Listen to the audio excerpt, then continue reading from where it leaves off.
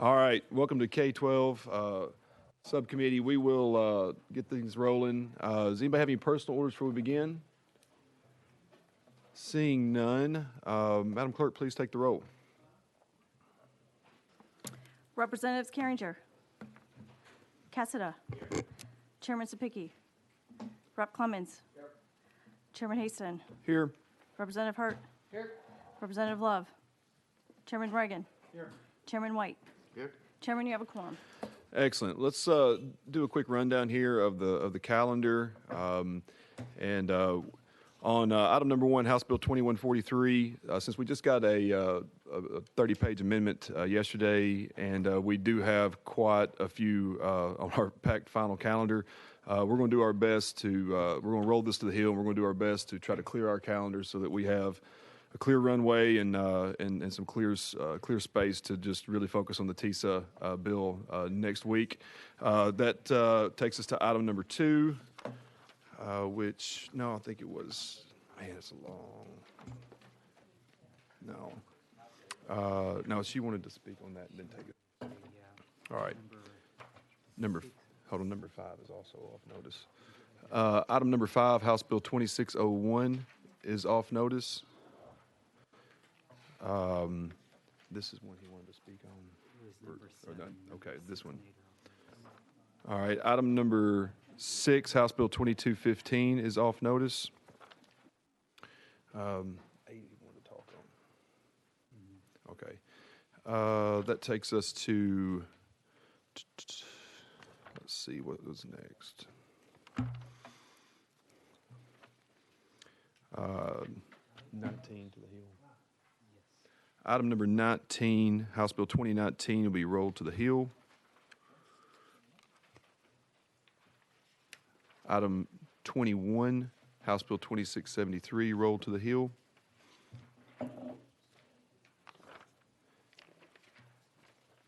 And I think that gets us up to speed. All right, that takes us back to item number 2 on the calendar. All right, do we need to go to, let's go to Weaver. All right, item number 2, House Bill 2454 by Chairlady Weaver. Do we have Chairlady Weaver? Roll 2 spaces. All right, without objection, roll 2 spaces. Item number 3, we will also roll 3 spaces. And that takes us to item number 4, House Bill 2604 by Representative McKenzie. Do I have a motion? Motion and second. Representative McKenzie, you are recognized on House Bill 2604.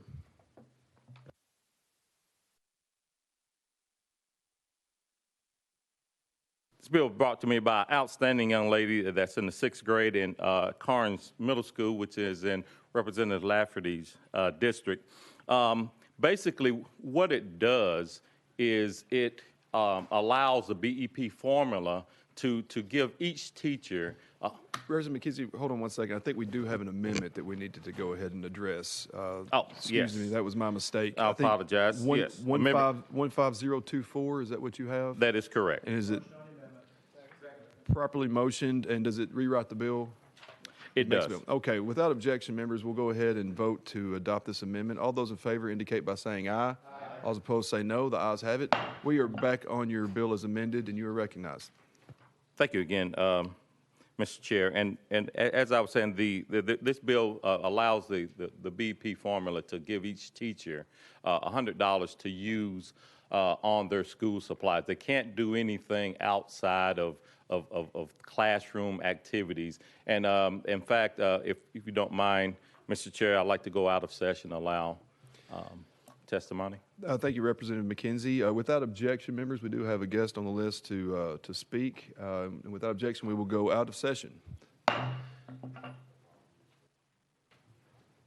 Welcome. Just make sure you come up and turn your microphone on. That red light will come on, and just state your name and who you're with, and the floor is yours.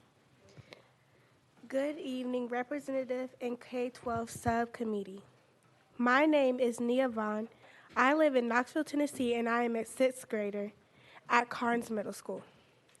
Last year, I submitted a mock bill to Representative Sam McKenzie as part of the Jack and Jill of America Tennessee Day at the Capitol. My mock bill suggested that we give every teacher in Tennessee an extra $100 to help purchase school supplies. With the help of Representative McKenzie, I found out there is a House Bill number 2604, Basic Education Program, that provides some funds to teachers. Teachers every year have to buy their own supplies to prepare for their classrooms. The cost of everything has increased, especially during the pandemic. Just last month, my English language arts teacher sent me an email to ask my parents for additional paper and pencils. Please support teachers by voting yes to this bill. Adding $100 will go a long way to help our teachers. Thank you. Thank you for joining us today. And members, without any objection, we'll go back into session. Representative McKenzie, you are recognized. I don't think I could add anything to what Nia has put forth. So with that, I renew my motion. Thank you, members, or thank you, Representative McKenzie. Does anybody have any questions for our sponsor? Chairman White, you're recognized. Thank you, and thank you for being here. I just didn't want you to sit back down, and I want to say thank you for being here.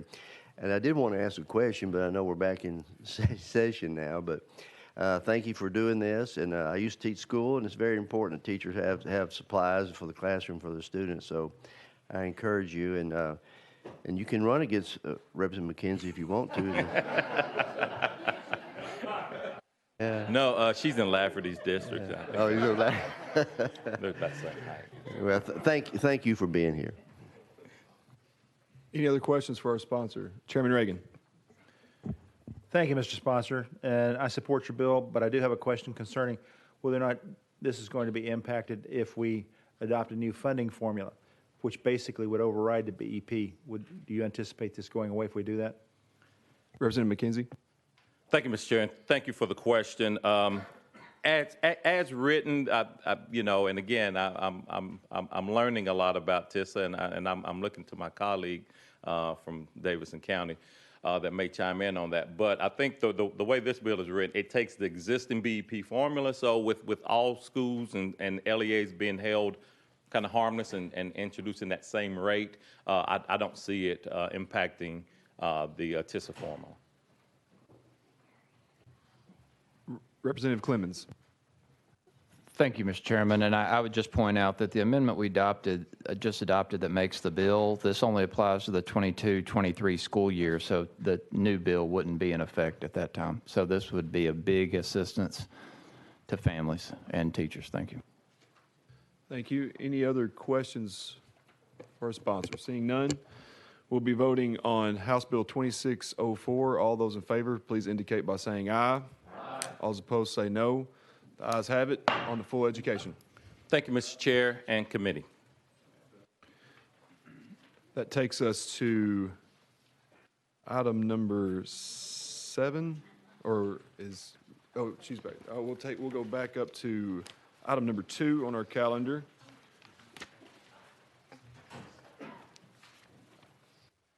House Bill 2454 by Chair Lady Weaver. Motion. Properly motioned. Chair Lady Weaver, do you have an amendment with this? I do. Motion on the amendment. We have a motion and a second, and is it 015413? That's correct, yes. All right. Does it make the bill? Yes, it does. All right.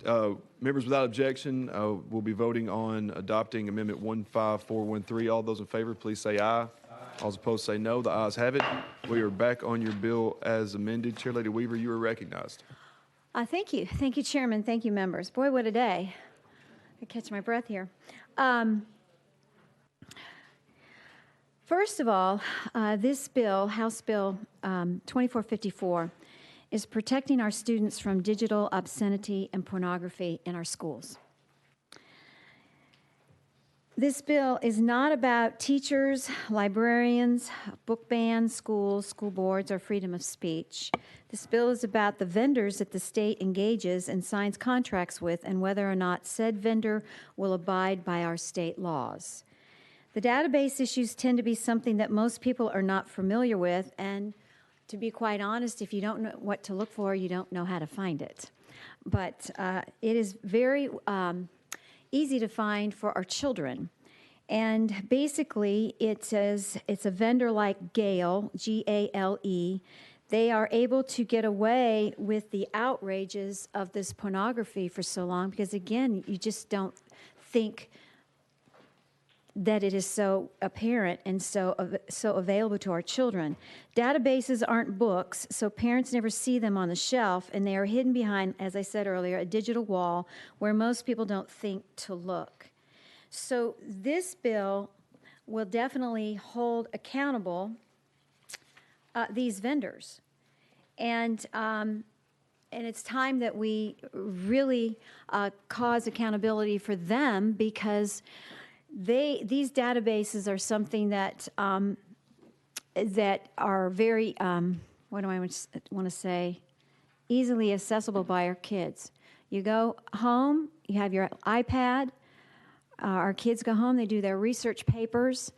They click on, they put their password in, and they click on homework research or homework report, and they'll put a keyword in. And as you know, all these data things, it all works on algorithms, and it pulls up some very horrible things, and you can't unsee these things.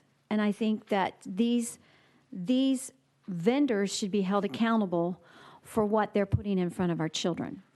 This, again, deals with our kids.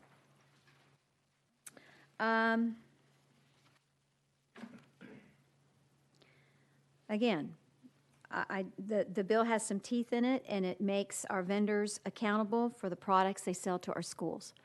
That's basically what the bill does. I have testimony here from a lady who would like to have some time to test. I think she made the list. Did she make the list?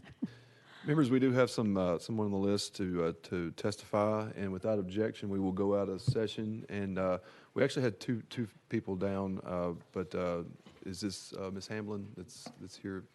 Miss Patty. Miss All right. Patty. All right, all right. Without objection, we will go out of session. And you said it was Miss Patty, right? Yes. My mom was a school teacher. Her name was Patty, and when I had her in 5th grade, she made me call her Miss Patty. So anytime I hear Miss Patty, I have cold flashbacks sometimes to getting in trouble in 5th grade. Thank you for joining us. Please state your name, and you have 3 minutes, and welcome. My name's Patty Cantor, and I'm honored to be the mother and grandmother. We are in a serious crisis where technology has shot, way out ahead, and accountability lags way, way behind. This bill will help in making technology companies accountable. And there are 2 database companies that are mostly used in public schools across the country, Gale and EBSCO. These database companies compile information from legitimate companies and also the porn industry, and then include both in their databases. The system is set up to take children to pornographic materials in the internet through hyperlink, and also pornography that is embedded directly into the database. School filters do not work on databases as they are a separate entity from the internet. To explain this by illustration, let's say a bucket is the computer, and in the bucket is water, which we will say is the internet. On the side of the bucket is a water filter, and filtering the water, just like a computer filter filters. On the side of the bucket is a water, the database, we will say, is a rock, and embedded in that rock is pornography, and it is dropped into the bucket. So the rock cannot be filtered by the water filter. It's a different entity. The Tennessee Electronic Library, TEL, provides the Gale Cengage databases to Tennessee schools. Students use this as a library of information to do research and reports. Unless the database companies filter the pornography on their end and comply with our Tennessee obscenity law, we will not be able to block what minors should not be seeing or reading. Gale, as an example of what they do, had a hyperlink at the bottom of an obscene article that sent children to X-snappers, which encouraged them to remove their clothing, take pictures of themselves, and then were told to send it to X-snappers so they could become porn stars. I reported this to the Tennessee Bureau of Investigation, and it was removed. This shows the type of company, though, that Gale is, that they would have such links to the internet for children to use. Last year, the Secretary of State was contacted with evidence, and I was introduced to a TEL administrator, Andrea Zelke. She acknowledged in writing the existence of unsafe media which was not age appropriate or curriculum aligned. She stated that she forwarded lists of articles and books to Gale requesting removal from K through 12 databases. Despite her efforts, Gale databases keep uploading new media all the time, and they remain highly obscene for minors. They cannot be trusted. Gale needs to be required to abide by Tennessee obscenity laws. A child inadvertently coming across pornography can actually result in an addiction to it, so there is need to be especially careful with children. It has devastating effects on them emotionally, spiritually, and physically. I thank you for the opportunity to testify for this bill. Thank you for being here today. I appreciate that. Appreciate what you had to say. Does anybody have any questions for our guests? Seeing none, thank you again for your time and coming here today. Thank you. Without objection, we'll be going back into session. Thank you, Ms. Patty. Chair Lady Weaver, do you have anything that you want to add before we open it up for questions? Thank you, Chairman. And just to her point, currently, right now, you can go to jail downloading any kind of porn or anything on your phone. It is against the law currently now, so we're not doing anything different in that area. It's already on the books. And what we're asking in this bill is to have these vendors be responsible and diligent and not be careless when it comes to what goes before the eyes of our children.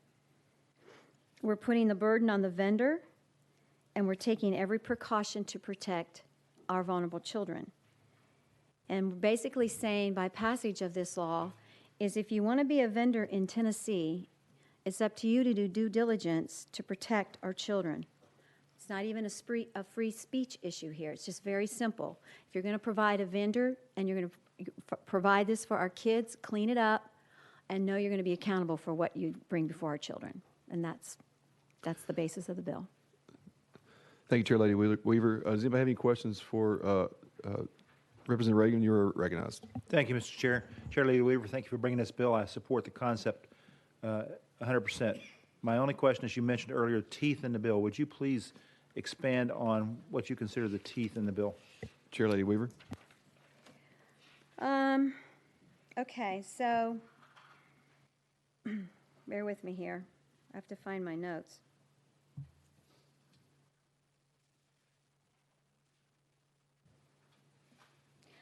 In the bill, it'll say,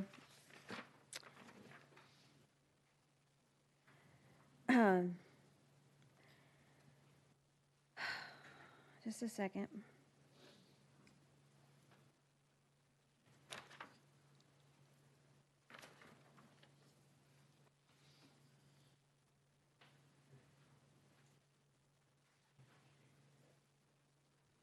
Chair Lady Weaver, I think in section 2, it starts to deal with, section. Filters, blocks, and otherwise prevents Yeah. access to pornography. If a provider or technology for LEA computers fails to fulfill the provider's contractual obligations, then you remove their payments. You can actually stop the contract. These contracts are done on annual took me a while to remember that, on an annual basis. And so basically, if you get one chance up to the bat, and if you'll strike out if you don't do what you're told, and we can cancel the contract. Thank you. Any other questions? Seeing none, we'll be voting on House Bill 2454. All those in favor, please indicate by saying aye. Aye. All those opposed say no. The ayes have it. On to full education. Thank you, Chairman. Thank you, member. Takes us to item number 3, House Bill 2870, also by Chair Lady Weaver. Properly motioned. Chair Lady Weaver, you are recognized on House Bill 2870.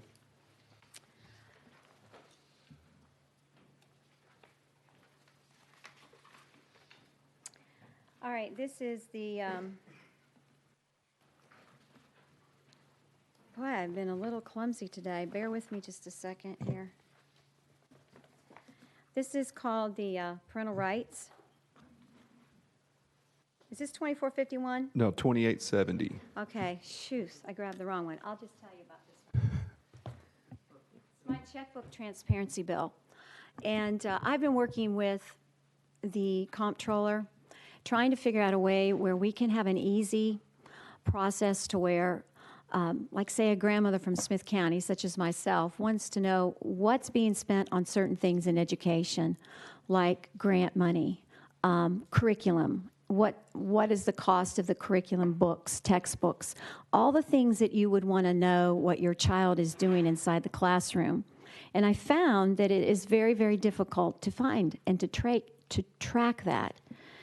So something as simple as putting an icon on the Tennessee Department of Education's website would require, you'd think that'd be easy, but that requires a fiscal note because you have to have somebody in the department sit there and do all of the information. So that wasn't going to win, and then many of you know that's our deal down here. It's always going to, how much it's going to cost. I've been listening to some other members, even we just got out of a committee here a little bit ago about transparency on charter schools. I think it's a very important issue that all of us want to make sure we do our due diligence, and our constituents demand it. It's public money, and they want to know where it goes. With that being said, I thank you, Chairman, for giving me the opportunity to express my desire to bring more sunshine on what's being spent in our education system. And so with that being said, Chairman, I'm going to take this off notice and work with the other bill that's already out in the atmosphere. Thank you, Chair Lady Weaver. And without objection, House Bill 2870 is off notice. Thank you. Thank you. Item number 7. All right, that takes us to item number 7, House Bill 2530 by Chairman Ramsey. Properly motioned. Chairman Ramsey, you are recognized on House Bill 2530. And thank you, ladies and gentlemen. Thank you, Mr. Chairman, and the motion and the second. What this bill does is encourages schools to offer automated external defibrillator training to school bus drivers. It's an encouraging piece of legislation. It's not a mandate. And in 2009, a 12-year-old son of one of my constituents had died on the local school basketball court from a sudden cardiac arrest, and that began a process of seeking requirement for AED devices in school at that time in Tennessee.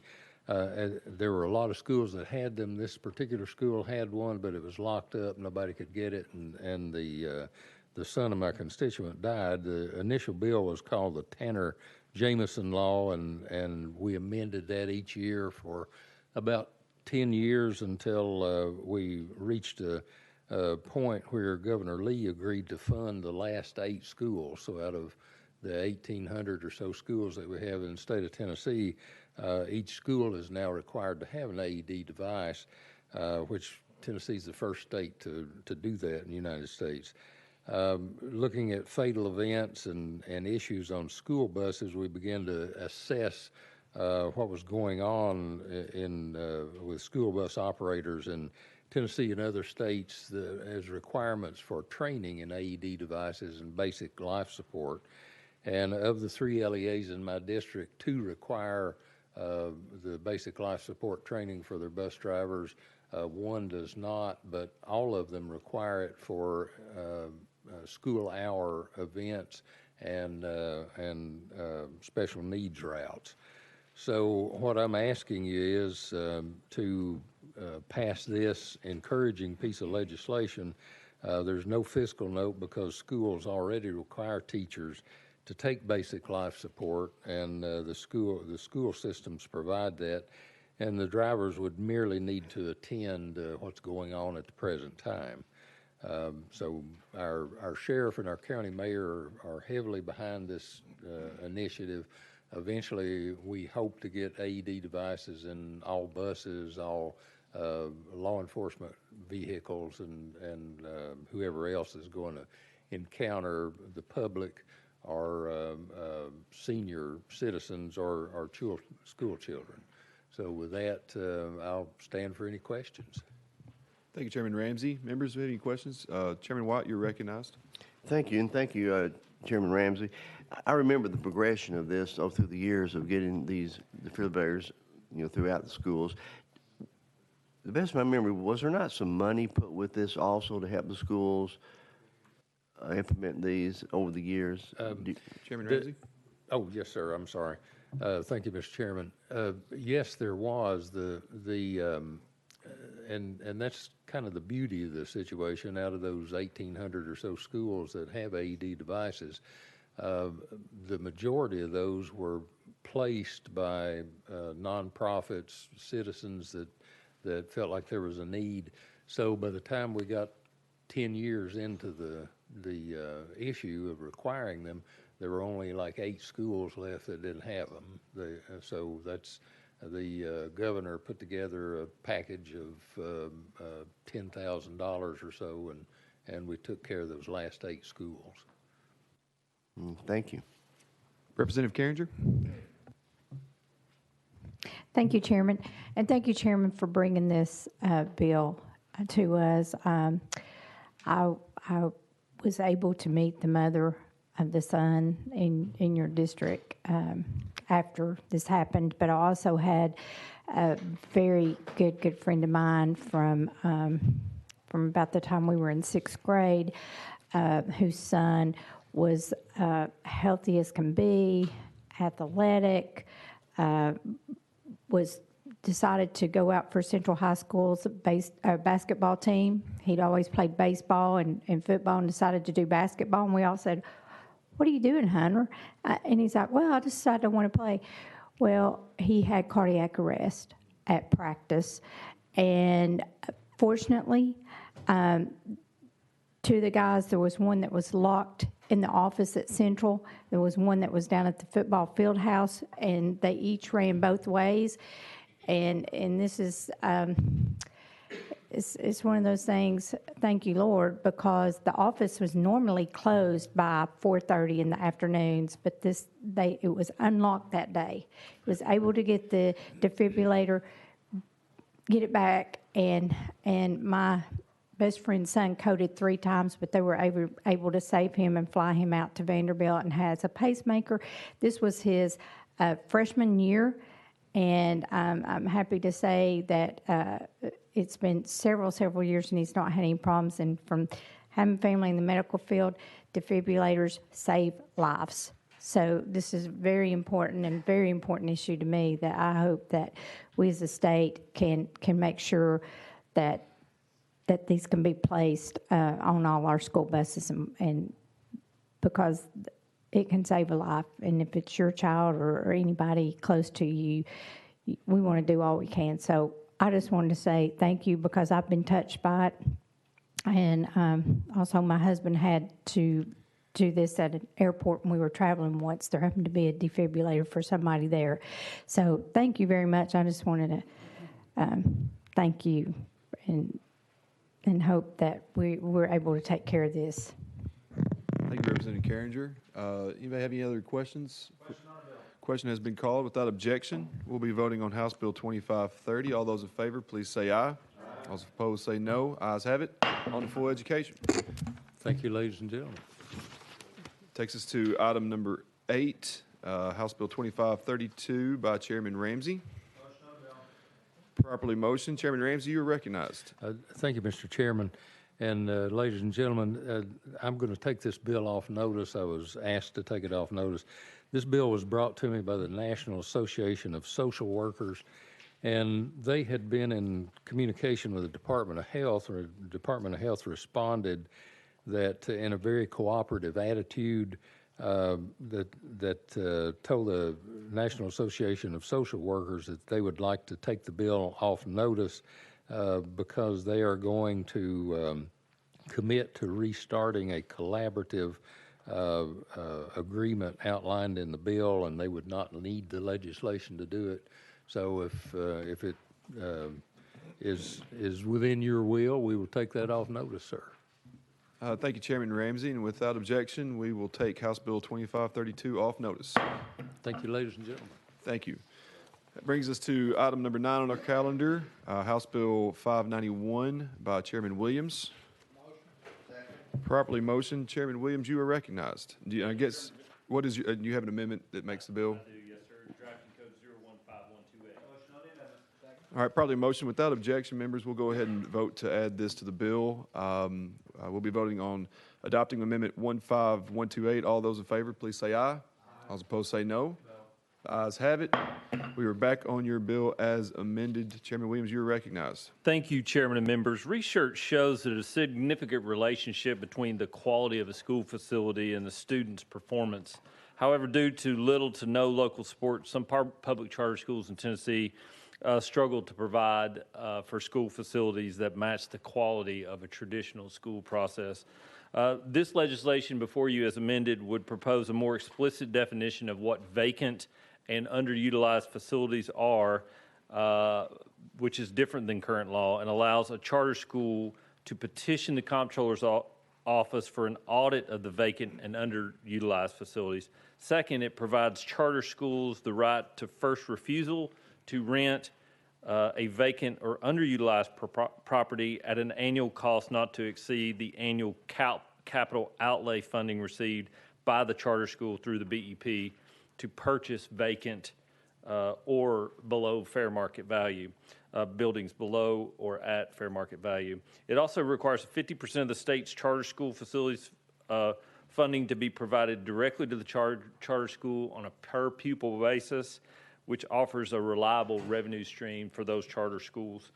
To clarify a little further, in Section 2 of the bill, it explicitly says an LEA is not responsible for any necessary costs associated with public charter schools' occupation of one of these facilities unless agreed upon by the charter school itself. So, for instance, a building being on a vacant or underutilized list does not make it automatically available.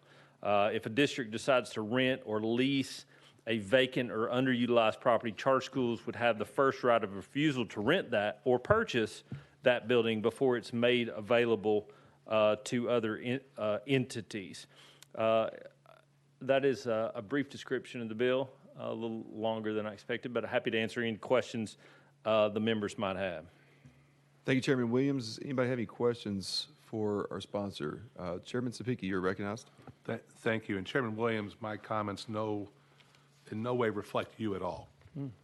Members, this bill came out of an instruction subcommittee that the lobbyists behind this bill spent 5 weeks with our subcommittee asking us to get this bill in a position that it could pass.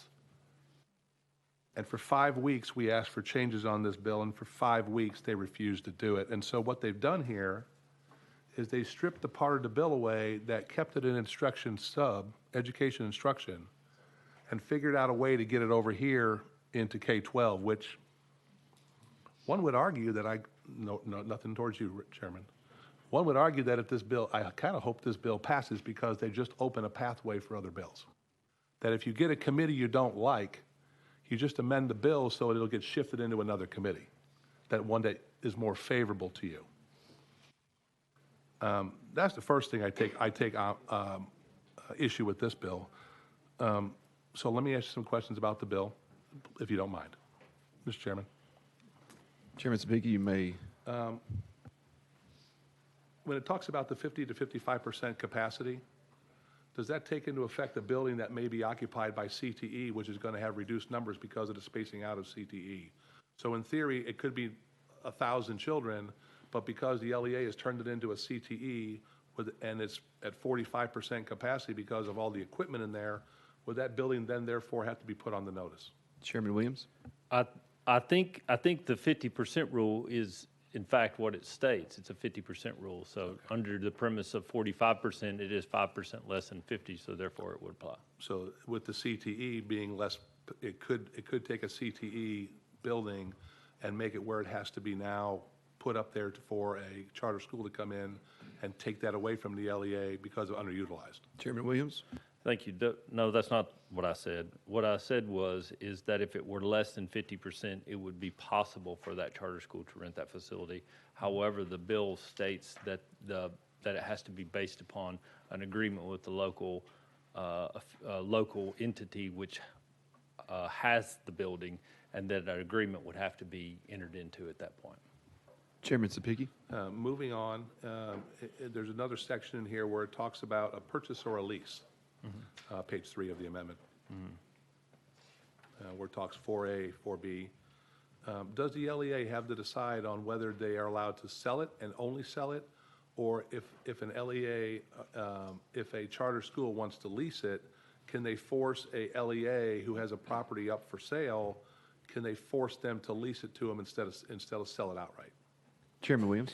Thank you. That's a great question. Actually, the LEA, based upon the terms of the bill, the LEA would have the ability to purchase it or rent it, whichever is the best deal for the local entity which owns it.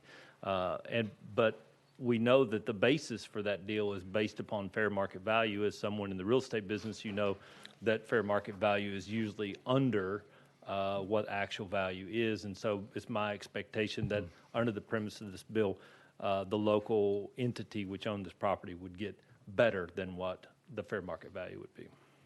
Chairman Sapiki? And last question for you. Yes, sir. In regards to, at the bottom of page 3 where it starts with A and then rolls into page 4, there was something in there that we asked for 5 weeks for the people supporting this bill to remove. And it talks about, after the lease is signed, extensive repairs to the buildings or facilities considered capital expenses are the responsibility of the LEA funding body and not the public charter school. One of the issues I've had with this bill is in Murray County, there's a property right now that is a vacant school. It's McDowell Elementary, probably has about $20 million worth of asbestos remediation in it. Right now, it is cheaper for Murray County to build a new elementary school than it would be for them to sink $20 million into a school that's probably close to 60 years old. Because this property is vacant, then that can be put up, that has to be turned into the state as a vacant property. A charter school in Murray County, if there's already one charter school, they could target McDowell Elementary to either be purchased or leased. Well, obviously, if they choose to lease it and it turns into a lease, the local LEA is responsible for all repairs to the buildings or facilities considered capital expenses. This would potentially, this is the section we asked them to remove because it would put the LEA in a position that they may have to come in on a lease and the charter school finds something, and now that asbestos remediation of 20-some million becomes the responsibility of the local taxpayers. When in reality, because Murray County, as an example, is growing so fast, it's cheaper for us to build a brand new facility. So that's one of the issues we've asked them to take care of, and it's still in the bill. So that's one of the many reasons why, members, I cannot support this bill, because it could quite possibly put our LEAs in a bad spot. Chairman Williams? Thank you, Chairman. Chairman Spicki, a lot to unpack there. I will clarify that in the many years of service that I have been to the General Assembly, this is the first time in this half of the General Assembly that I've carried an education bill. This is House Bill 591. Welcome in. Yeah, thank you. It's always so. I'm delighted to be here. Thankfully, I'm not having to read a lot, but I will say 591, I don't know what the other bills did. I wasn't in those committees. I sat on Elections Subcommittee, and we had 27 bills this year on elections. So, and they all, as my good friend Dr. Love would say, They were all different in some form, but each bill stood on their own. So I don't know what the other bills do. I recognize we were very passionate about it, but as it pertains to this bill and your example as it relates to asbestos, if the fair market value of the property was agreed upon and the asbestos was taken into consideration, then your local LEA would come out well ahead because they would have to remove all the asbestos before they could occupy it. In the instance of a lease, it's my understanding based upon the terms of this bill that it wouldn't be the LEA's responsibility. And so that property would probably continue to sit vacant. So thank you. Happy to answer any other questions. Representative Love, you're recognized. Thank you, Mr. Chairman. I wanted to ask, is there a situation where charter schools are not getting the opportunities to lease underutilized buildings? I mean, is there a certain percentage we're using right now? Chairman Williams. Thank you. As you know, charter schools are not all across the state. They're only in about 5 counties in the state. So Yeah, they're in one of the counties that I sit in. yeah, and so the reason for that, the reason for this bill is because when we changed the definition of what underutilized facilities were, and we did an inventory of them, it still left this open misunderstanding about what underutilized or vacant. I think of all the parts of this bill, that better clarifying of that definition, I think is important, not just to LEAs or charters, but also to local governments and the facilities that they own.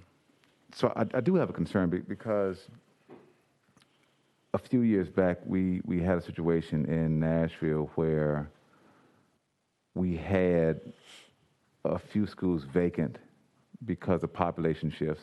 Mm-hmm. And the district chose to use those schools for other processes. Some were used for family resource centers. Mm-hmm. Others were used as teacher training facilities.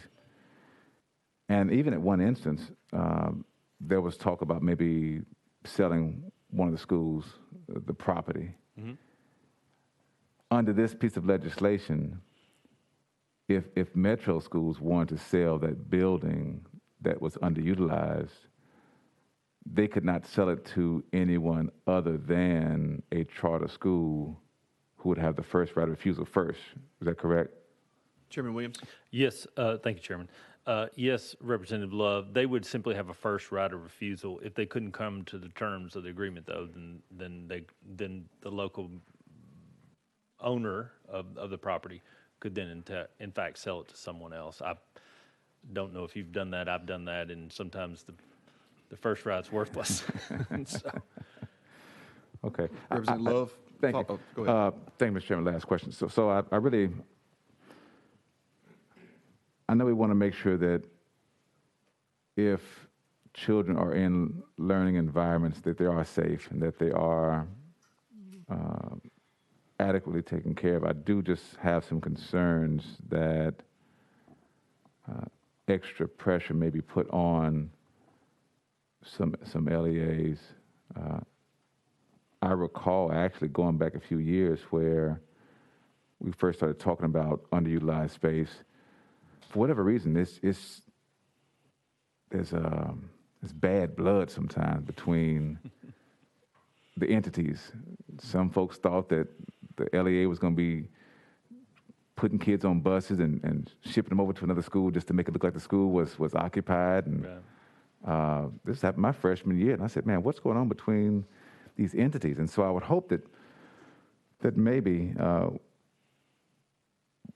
we might not push the envelope too much on these, but I understand that everybody has concerns. I have concerns about the listing and those who might push too far on it. But thank you for entertaining my questions. Thank you, Dr. Love. Representative Clemens, you're recognized. Thank you, Mr. Chairman. And I just wanted to follow up on my colleague's question. So there's a teacher training center in my district that sits next to Aiken Elementary School, and it does not provide direct instruction or academic instruction to students in pre-K through 12. Mm-hmm. Would that automatically be qualified? Would a charter school have automatic right to that facility and cause my LEA to have to find another facility for that training center? Chairman Williams.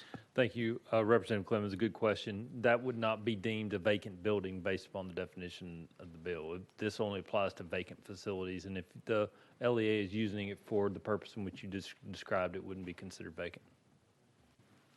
Representative Clemens. Thank you, Mr. Chairman. Is there a percentage of time that it has to be used to qualify as vacant? What is the, because the teachers aren't there. I mean, they're teaching most of the time. They only come in there on weekends and some nights. So is there a percentage of time that might capture that? Chairman Williams. I don't, legal might be able to help me here, but I don't think that there's a length of time other than what a traditional calendar day would be. But I did want to clarify, whispered in my ear over here, it is still, based upon your previous question, if that building was less than 50% occupied, then this bill, that other half of the building would be deemed vacant. I think legal said that it was defined as closed or no longer used. Representative Clemens. Okay, and Thank what, sorry, thank you.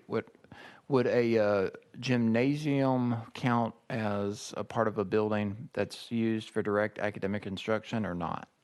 Chairman Williams. No.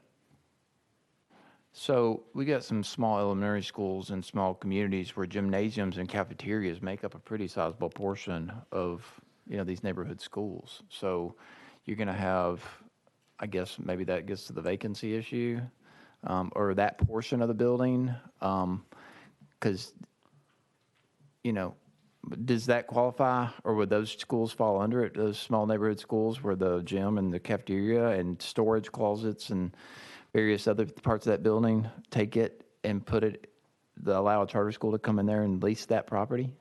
Chairman Williams. Thank you. I think it has to do with instructional space, not based upon ancillary space. So, for instance, if the cafeteria was used as something as it relates for educational space, then in fact it would. But as far as your gymnasium, I don't know that there's any clarifying language in the bill as it relates to a gymnasium. Representative Clemens. Thank you, Mr. Hayes. Mr. Chairman, I've just got a couple more questions. I apologize. Then the next thing is LEA has to submit the list of the schools to the Department of Education and the Comptroller of the Treasury. Why is that? I mean, if they're going to do this, why wouldn't they just post it publicly and do that? It seems to me like we're creating a situation where the Department of Education and the Comptroller can just dole this out to certain charter schools and tip, them off to certain opportunities. Chairman Williams. Thank you. That's a great question. That was one of the tenets of the earlier charter vacancy laws. The reason why that we had that is we want an independent third party that where we're submitting those documents to that determines what vacancy is, and it's not necessarily to be an arbiter. It's just there's an audit trail there through the comptroller's office. Thank you, Mr. Chairman. Two more questions. I apologize. So this part in here that says they have the charter school has the right of refusal, first refusal to lease an underutilized or vacant property at an annual cost not to exceed the annual capital outlay funding received by the public charter school leasing the building. What is the amount of that annual capital outlay? What is the range there? It's a formulary based upon whatever student data is, I'm assuming, but I don't know the clarifying definition to what that is.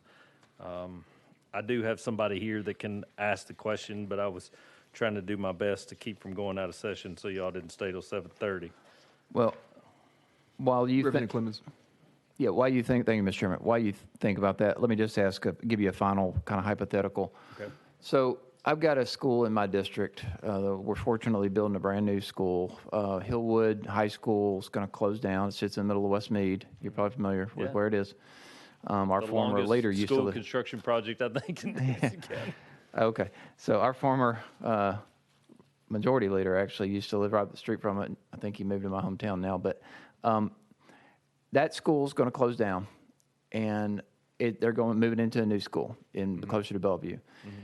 And that building is going to be vacant. And that neighborhood and that entire West Nashville community, they are very concerned, and I've been working a lot of hours with council members and others about that property. They don't want it developed, and it's not going to be developed, I don't think, unless Metro's telling me a fib, but they want it to be park, and they want that one of the uses of that, potential use of that to be a community center. And that neighborhood deserves a community center. And so I'm concerned that this piece of legislation would give a charter school the ability to come in there and usurp the rights of that neighborhood and metro government to put a community center there for the benefit of all the children and the neighbors of that West Nashville community, and override their wishes. So it seems to me that your bill would allow that to happen. Am I misinterpreting that or not? Chairman No. Williams? Thank you. I don't know why I keep doing that. Sorry, Chairman. It's my understanding that it would not. The reason being is that if there is an intended use for it, there's still a deadline based upon how long it's vacant and a percentage of it's vacant. So as long as your community decided to go ahead and turn it into community center, then they would be the landowner and that would be the use and that was the plan for it. However, if they said we want that to be a community center and it's set there for longer than the duration of time set out in this bill, then it would be available. My point to you, as I would say to my own community, is if we really want this to be a community center, then we should probably get going with plans to make it one. One follow-up, I'm sorry.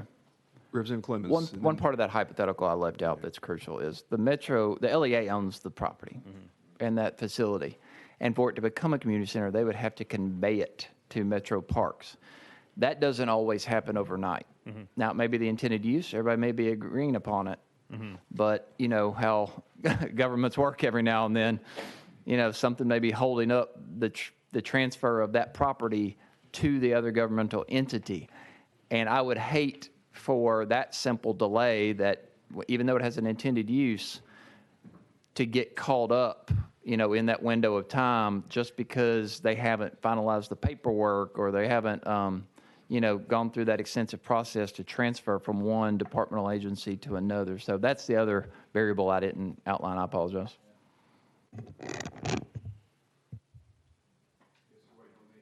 Thank you, Mr. Chairman. I appreciate your patience.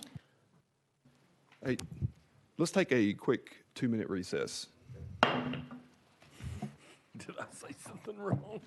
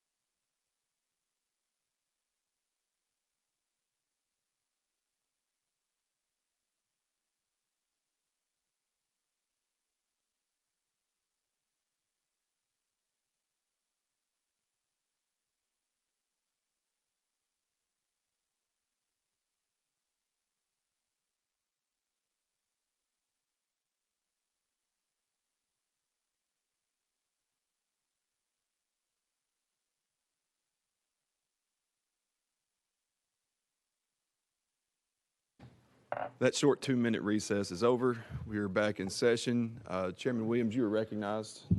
Thank you, Chairman. Thank you for the little sidebar. Just to catch up in where we are, Representative Clemens had a concern or question regarding duration of time and when something's deemed vacant as far as time is concerned. I do think that based upon his question and some lack of clarity there, in discussion with legal, I think the intent is there in that it would be longer than 30 days or 60 days. And so with the chairman and the committee members' approval, I'd like to roll this to the Hill with the idea that if I can't timely file an amendment, I'm a chairman myself, and I do not like untimely filed amendments. So it is my understanding that the chairman and the members of the body are not trying to impugn the bill, but try to perfect the bill. And so with the idea that at the next subcommittee meeting, we could formalize the discussion.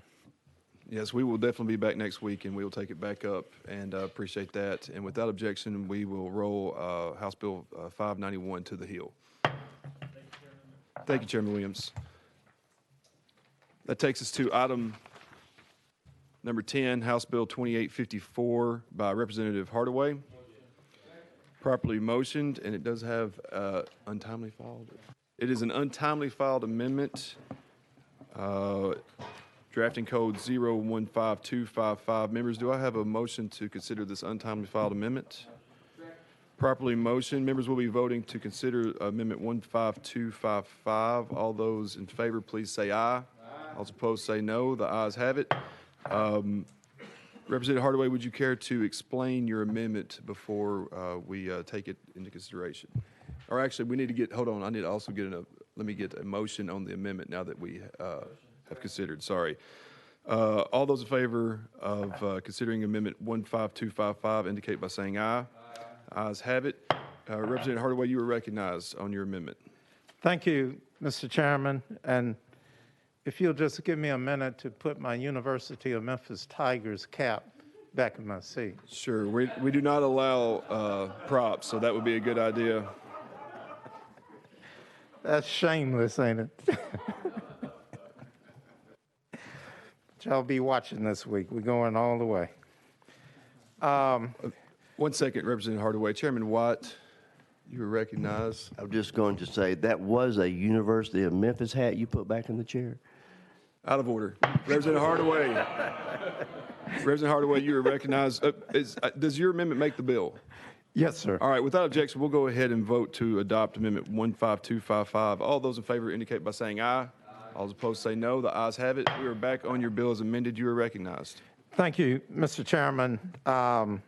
The bill as amended gives us the opportunity to collect data, analyze it, and figure out what the best possible policy is for COVID-related leave. And I'll say to you that as dreadful as this era has been over the last 2 years, there's no promise that we're not going to encounter another pandemic or endemic in the future. This gives us a chance to collect the data, have it analyzed, develop policies that reflect best practices, and offer that to the LEAs. There's nothing mandatory about it. Number one is because we would be using federal funds and we can't direct those funds, okay? Which is why we have the amendment. The fiscal note, I can't tell you why they have $50,000 and $1 million. If you read down to the last item, bullet point, it says the DOE will be able to comply with the proposed legislation within existing resources.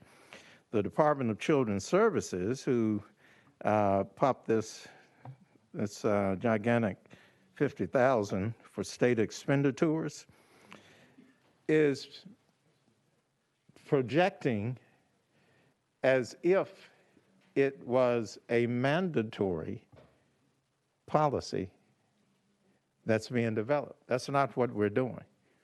So I'll ask you to kind of take the fiscal note with a grain of salt, and I plan to get with fiscal after this, before, if the committee sees fit to pass it out, before we get to full committee. Thank you, Representative Hardaway. Does he have, Representative Speaker, Chairman Speaker, you're recognized. Thank you, Representative Hart, for bringing this. So as I read this bill, does it require the LEAs to do this, or give them the ability to do it? Representative Hardaway. Thank you, sir. It does not require any LEA, nor does it require DCS to do anything. Okay? DCS is suggesting that because they have 20 teaching positions, that's how much it would cost if they did it.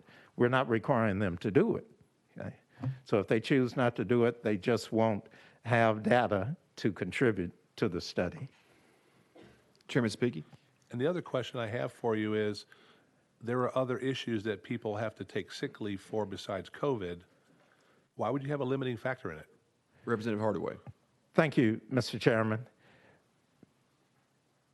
If the committee sees fit to expand it, I'm certainly here to do the will of the committee. The reason that I chose COVID is because I had so many inquiries from educators who were having to make decisions, individual decisions, on do I go to school and risk passing on the virus, or do I stay home and don't get paid because I'm out of sick leave? Okay. So that's what had me focus on COVID. But I'm certainly open to the committee's wishes on how we approach it. Thank you, Mr. Chairman. Any other questions for our sponsor? Chairman Reagan. Thank you, Mr. Chairman, and thank you to the sponsor. I'm all about collecting data, as was the previous committee's awareness. The question concerning the data, though, since I didn't see your untimely filed amendment, please enlighten me on who's going to do the analysis again. Representative Hardaway. Thank you, Mr. Chairman, and I'll read directly from the amendment itself.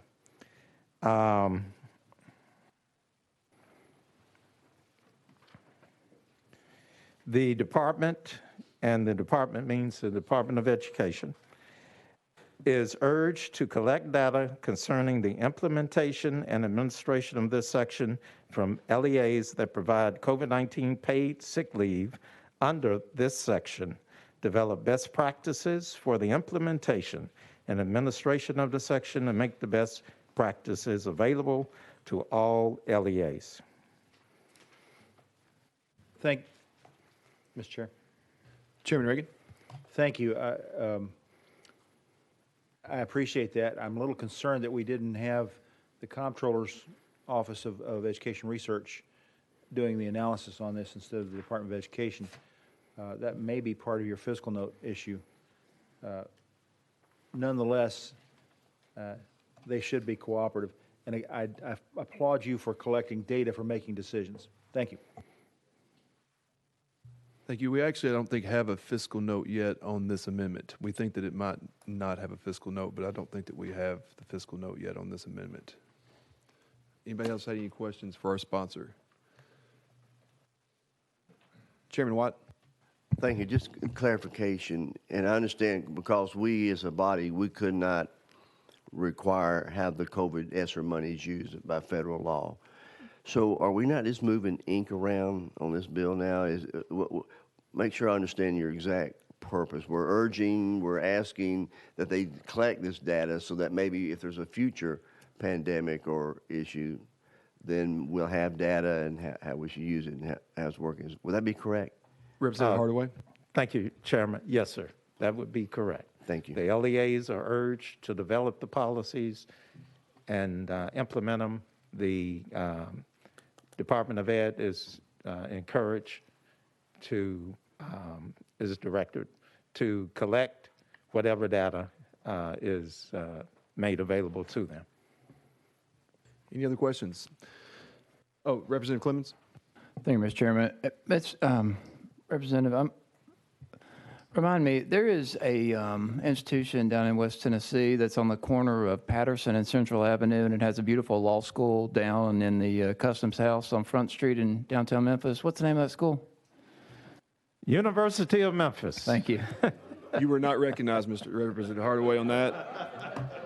Does anybody else have any other questions for our sponsors? Seeing none, we will be voting on House Bill 2854. All those in favor, please indicate by saying aye. All those opposed say no. Ayes have it on the full education. Thank you, Mr. Chairman. Thank you, committee members.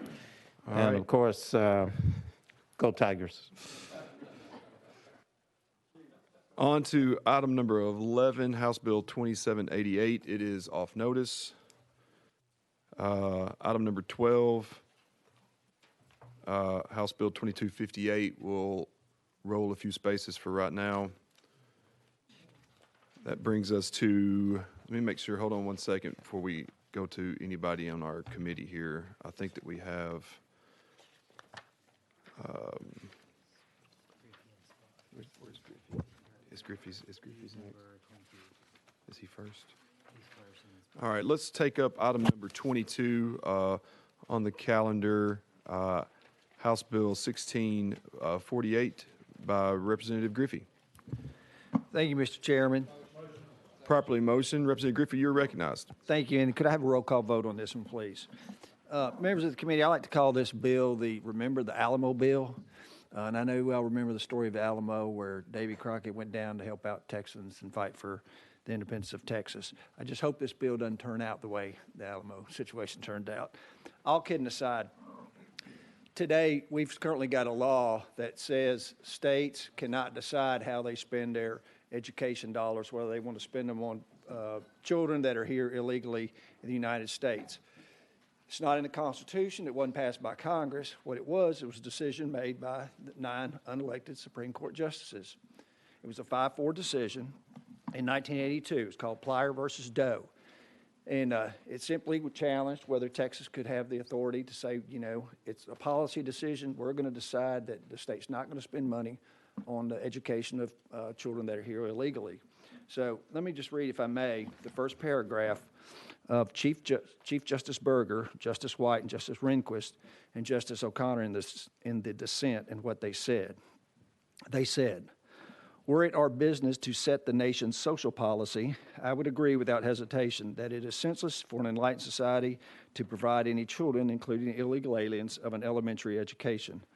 I fully agree that it would be folly and wrong to tolerate creation of a segment of society made up of illiterate persons, many having limited or no command of our language. However, the Constitution does not constitute us as platonic guardians, nor does it vest this court with the authority to strike down laws because they do not meet our standards of desirable social policy, wisdom, or common sense. We trespass on the assigned function of the political branches under our structure of limited and separated powers when we assume a policy-making role as the court does today.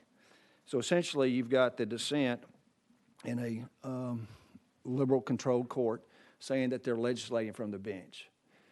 If we pass House Bill 1648, it's really not going to change anything.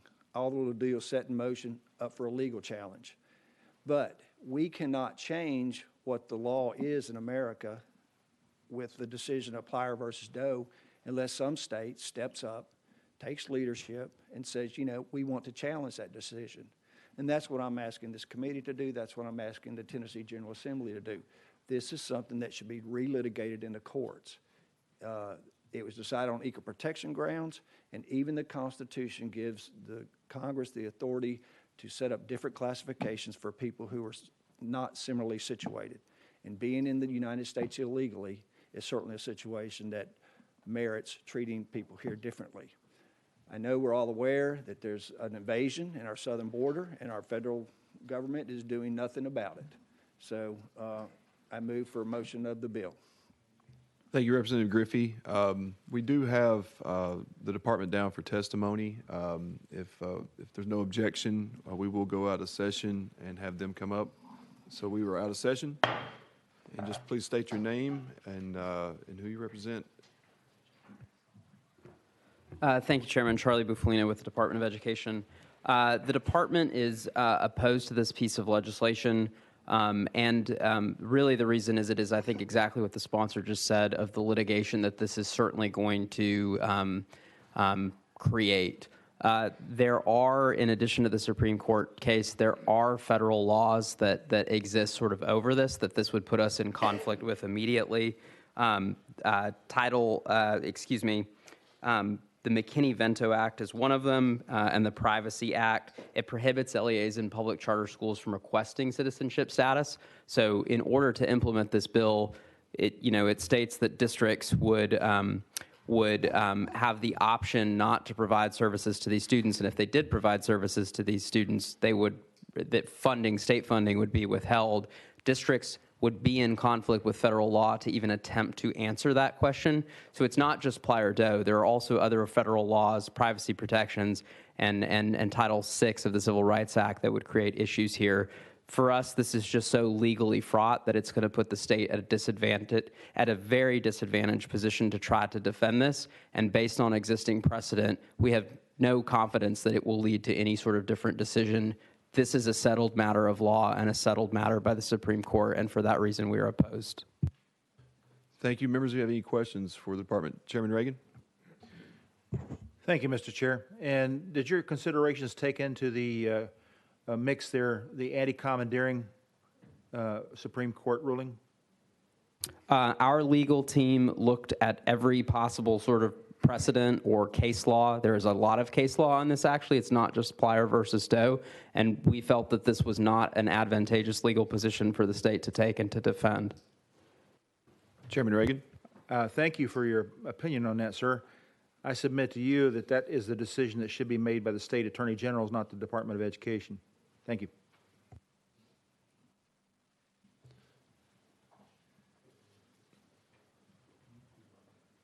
Anybody else have any questions for Mr. Bufalino? Chairman Watt? Thank you, Chairman.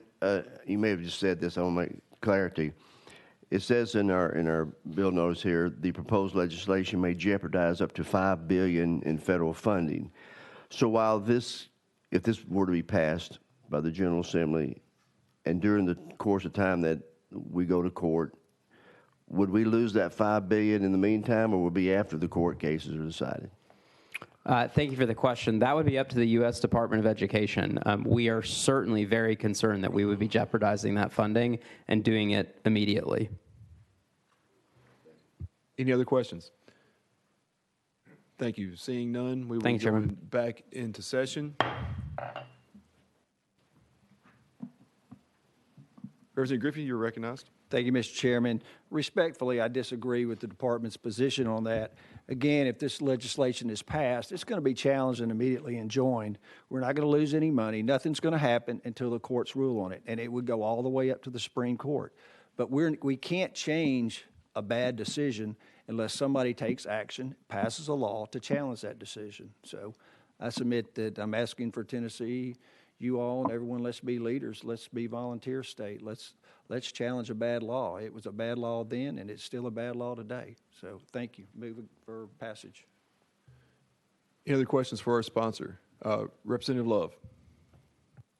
Thank you, Mr. Chairman. What issue prompted you to bring this piece of legislation? Representative Griffey. I started law school in 1987. This was a decision I read. I read it closely back then, and I was really kind of amazed how far off track the Supreme Court had done. And it was clear to me it was legislating from the bench. The basis in the law and the presidential decisions did not support this decision. Not anywhere close. It's not even close. And if you'll read the dissent carefully, they go through all the arguments and sets it out. So I had always had this decision in the back of my mind. And with the flood of illegals that we've had in the United States, I thought this is my probably once in a lifetime chance to try to correct something that I think is wrong in American history. And I hope everyone else here agrees. Okay. Representative Love, follow up? I probably shouldn't, and so. I can take it. No, I'm just saying that it's as an African American, I'm just grateful that sometimes there was legislation from the bench, like Brown versus Board. Thank you, Mr. Chairman. Representative Clemens?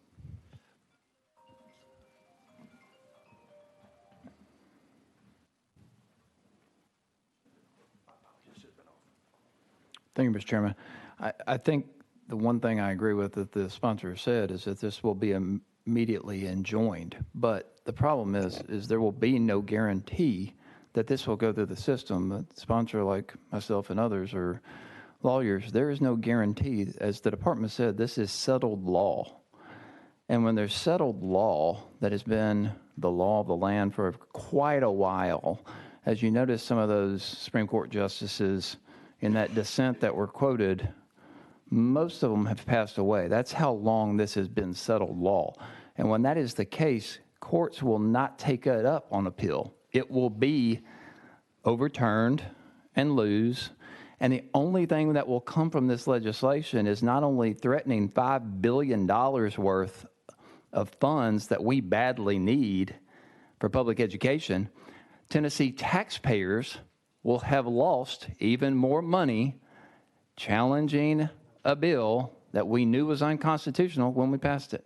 So there is no guarantee of any judicial precedent to be set here. The only guarantee is that we will lose taxpayer hard-earned money. Thank you. Chairman Reagan? Representative Griffey? I just respectfully disagree. I don't think we're going to lose any money. We wouldn't lose any money unless the Supreme Court upheld this law if we passed it. And then the Department of Education and Congress would have to take action on that. So I just respectfully disagree with my friend from Davidson County. Chairman Reagan? Thank you, Mr. Chair. If I might, the last time I checked, which has been a while back, I'll admit, Tennessee was spending $60.2 million on foreign language education. I think that number is even higher now. Tennessee taxpayers are out money right now, and I will point out that the last time we had a significant population in our state legally here that were non-native English speakers was in 1838, before the Trail of Tears. From that standpoint, the Tennessee taxpayers are doling out that money every year right now that could be used in other places in our education system. Sorry. Go ahead. I would further submit that the legal grounds on which we're challenging this law has a firm foundation in something I asked the Department of Education about, the anti-commandeering policies and procedures and, if you will, precedents that have been set. The courts have ruled that the federal government cannot force a state to spend state taxpayer dollars to enforce federal dictates. From that standpoint, I would say that regardless of what quote-unquote settled law is, and I would remind my colleague that President Eisenhower conducted something called Operation Wetback prior to that decision, in which he evicted huge numbers of illegal aliens from across the southern border. That situation was not turned down by the Supreme Court. So I again suggest to you, sir, that this is a situation that we will never get challenged if we don't put it forward. Thank you. Representative Griffey, you are recognized. Thank you, Mr. Chairman. Just briefly, the Federation of Americans for Immigration Reform did a study in 2017, I believe, and they estimated that it cost Tennessee taxpayers $792 million a year for illegals, immigrants in Tennessee and their children, as far as the tax dollars we provide to them of Tennessee state taxpayer dollars. Any other questions for our sponsor? Representative Clemens. Yeah, I would just note, Mr. Chairman, that everyone living in the state of Tennessee pays taxes. Everyone. So the whole premise on which your argument is based is completely missing the mark. Chairman Sapiki. Thank you. I get where you're coming from. We are quite possibly looking at a challenge to Roe v. Wade here by the Supreme Court, and they might reverse their decision on this because courts change over time. And I think you're willing to accept that if the Supreme Court, this gets challenged and the Supreme Court rules that they're going to stay with where they are, that's what they rule. But you're never going to know if it's going to change until someone steps forward and says, we need to look at this again and see where we are as a country versus where we were at the time. So we have an attorney general and they have an army of attorneys, and I'm sure that they'll do their best to defend the state of Tennessee. Thank you. Chairman, I think I had Chairman Watt.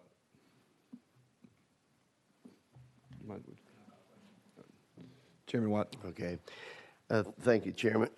Sitting here listening, and I don't necessarily disagree with anything that's been said on one side or the other. That's one of my challenges in looking at bills.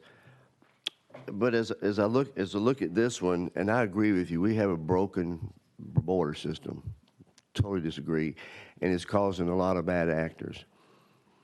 But the overall, and I think it's, you know, what's happening right now is probably why this legislation is before us, or wasn't before us 10 years ago, maybe. But I still have to question. Is it a bad thing that we educate children no matter what their status is? You know, we got to think about that also. Now, the immigration policy is broken, too many coming in, and we as a states have to deal with it. But we're still talking about the education of a child.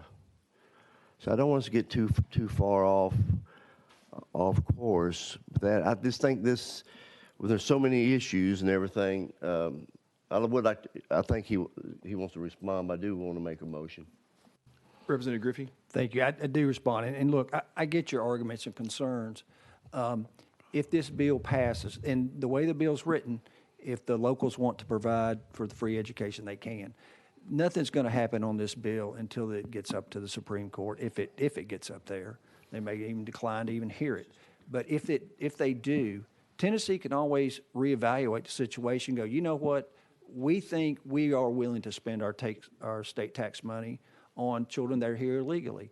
And that's a policy decision. But the whole point of this bill is 9 unelected judges should not be making policy decisions how the state spends their taxpayer dollars. And that's the point about preemption that Representative Reagan brought up. So, and we're never going to get to that point to try to push back against legislation from the bench by the Supreme Court unless somebody steps up and does something. And I hope the 112th General Assembly is the body that does that.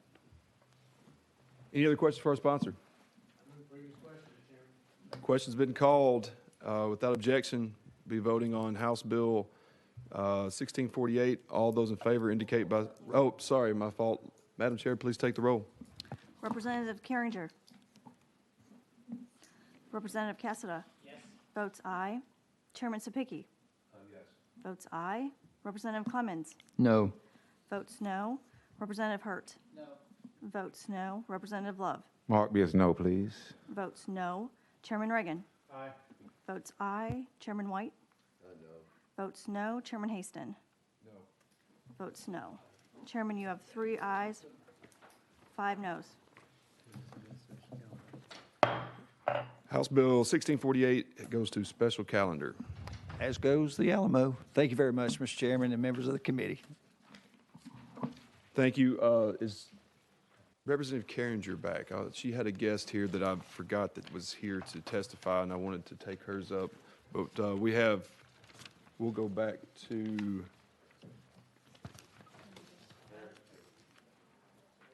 item number 12, House Bill 2258 by Representative Harris.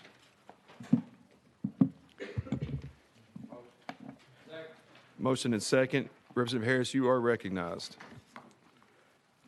Thank you, Mr. Chairman. And so House Bill 2258, this bill would place new restrictions on the suspension and expulsion of Tennessee's youngest students, those from pre-K through second grade.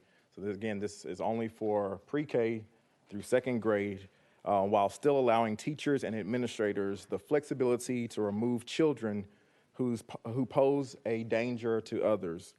Each year, thousands of Tennesseans, Tennessee's youngest students around the age of 3 to 7 years old are suspended or expelled and removed from school environments. For example, in the 2018-2019 school year, about 3,800 students, kindergarten through second grade, were suspended out of school without services, according to Tennessee Department of Education. Research shows that school exclusion can have a devastating effect on young kids and decrease the likelihood that these students achieve academic success, stay in school, go to college, and avoid incarceration. One study shows that students suspended or expelled are 10 times more likely to drop out of school later on. This bill still permits students to be removed if the student's behavior endangers the physical safety of other students or school personnel.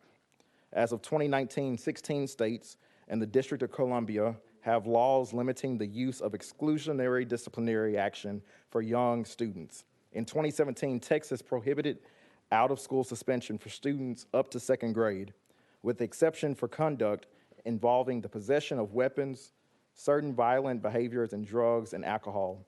In 2016, New Jersey ended out-of-school suspension and expulsion for students pre-K through second grade, except for violations of the Zero Tolerance for Gun Acts or conduct of a violent or sexual nature that would endanger others. This bill would simply keep our students that are in pre-K through second grade inside our schools, does not eliminate in-school suspension, does not alter the ability to have a behavioral plan created for them in any kind of way.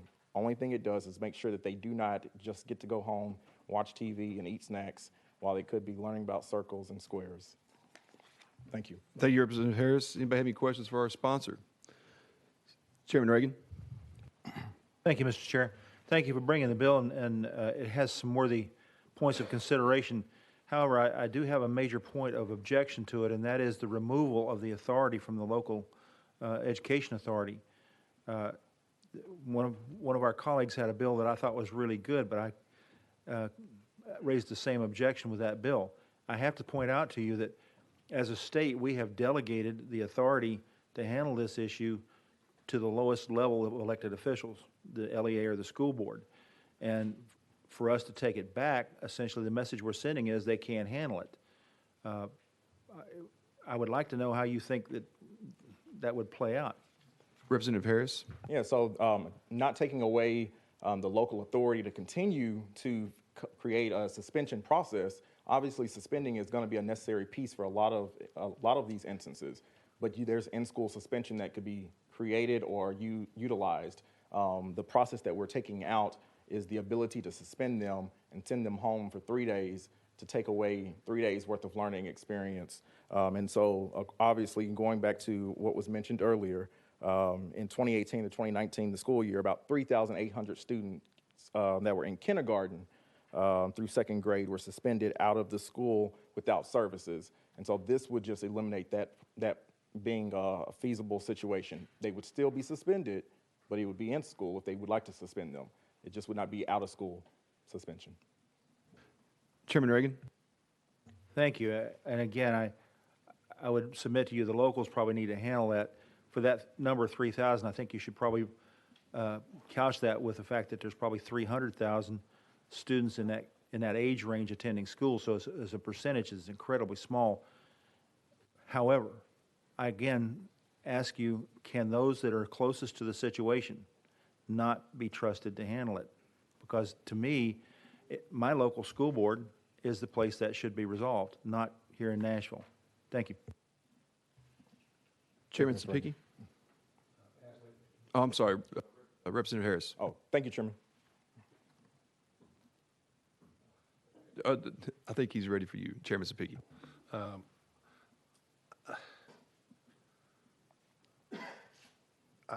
I'm struggling with trying to interject the state of Tennessee into a principal's office in whatever county it is and us making an arbitrary decision from the state saying you can't, period.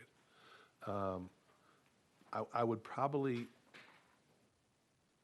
I don't want to say argue, I would probably look at with you those 3,000 children that were sent home, and they've probably done something so egregious in the classroom that the teacher said they have to go home. And hopefully they're going home to parents who can react with their teacher and their principal to take some type of corrective action to help that doesn't happen again.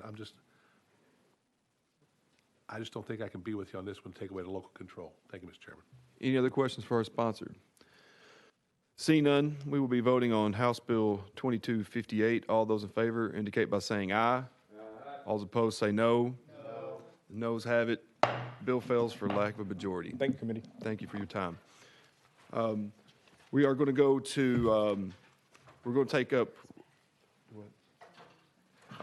up, because Representative Carringer does have a guest that's here, and then we'll take up, then we'll go back to those that are in the audience that are not a member of this committee.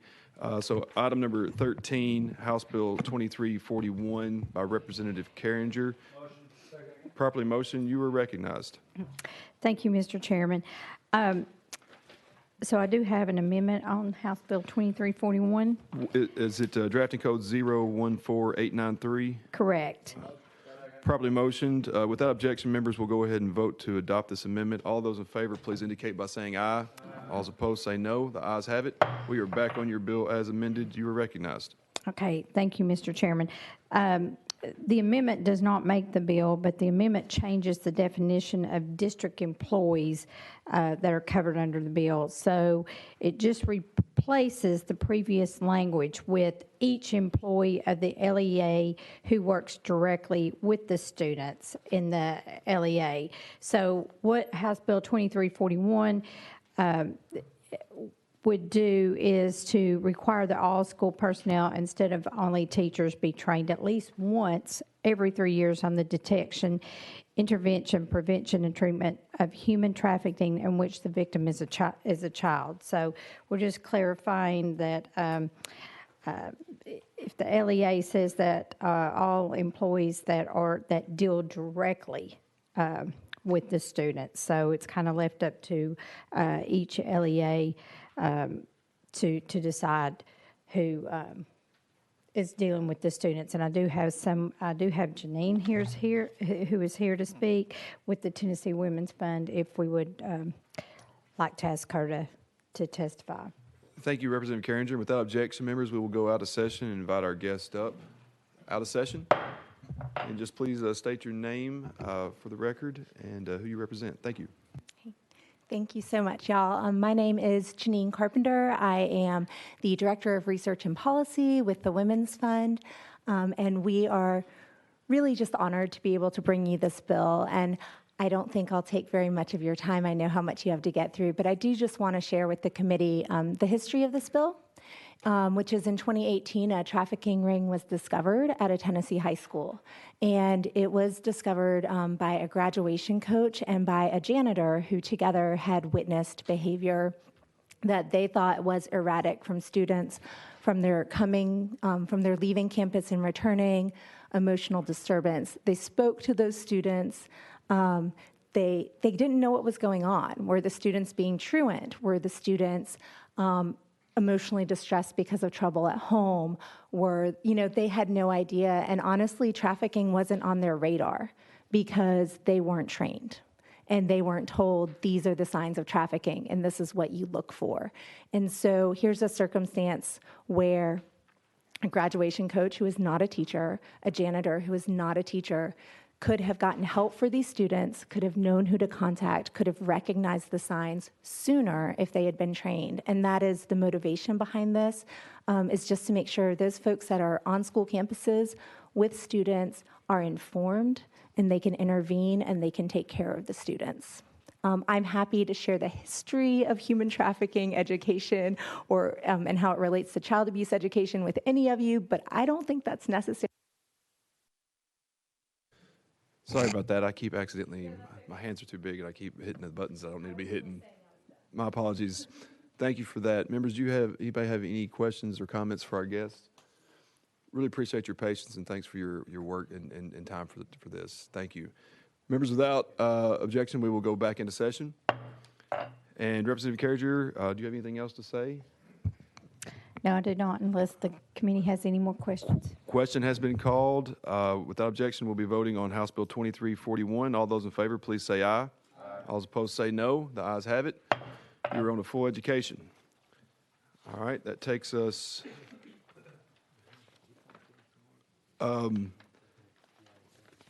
we're going to try to knock out a couple more guests that at least been waiting for a while here. And members, there has been pizza ordered. Sorry to the guests in the audience, unless there's a 5 fish and a couple of loaves miracle out there for us. We don't have enough for everybody.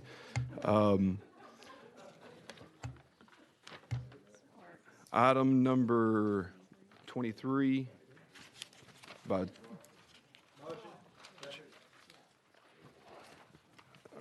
Chairman Sparks, you're recognized on House Bill 2253.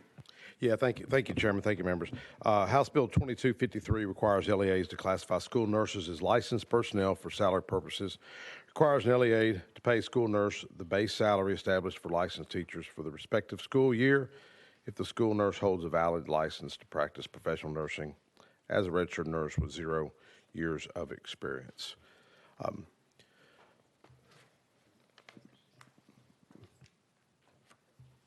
Okay. Go ahead. Members, I think this committee would agree that now more than ever is a critical need for nurses. We're having a hard time recruiting nurses. I think it's a good bill. Just recently, our former chairman, Dolores Gresham, and Chairman Kumar requested a study, and it found that only a third of our nurses in Tennessee are placed on a certified salary schedule, according to their study. We do face a crisis of nurses shortages in this state, and we all want the same thing: in-person instruction for students in a healthy learning environment. And I think this bill will go a long way in connecting those dots. So appreciate y'all's support. Thank you for that. Members, any questions on the bill? Or any questions for the sponsor? Question on the bill. Question has been called without objection. What's the bill? We'll be voting on House Bill 2253. All those in favor indicate by saying aye. Aye. All those opposed say no. The ayes have it. You're on to full education. Thank you, Chairman. Thank you, committee. All right. Item number 29. We'll go to item number 29, House Bill 2774 by Chairman Todd. Motion. Second. Properly motioned, and I believe you have an amendment. Yes, sir, we do. Drafting code 14923. All right, that's properly motioned, and without objection, members, does it make the bill? It does not. All right, go ahead and explain your amendment before you adopt it, please. Okay, the amendment just is a clarification about subject to appropriation, so that there's nothing being misconstrued here that this is going to be guaranteed funding or anything like that. All right, members, you've heard the explanation. Question has been called. All those in favor of adopting Amendment 14923, please say aye. Aye. All those opposed say no. The ayes have it.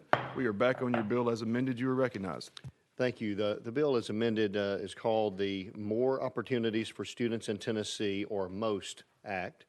This is an educational grant program to combat the learning loss challenges that our students and families have experienced during the pandemic.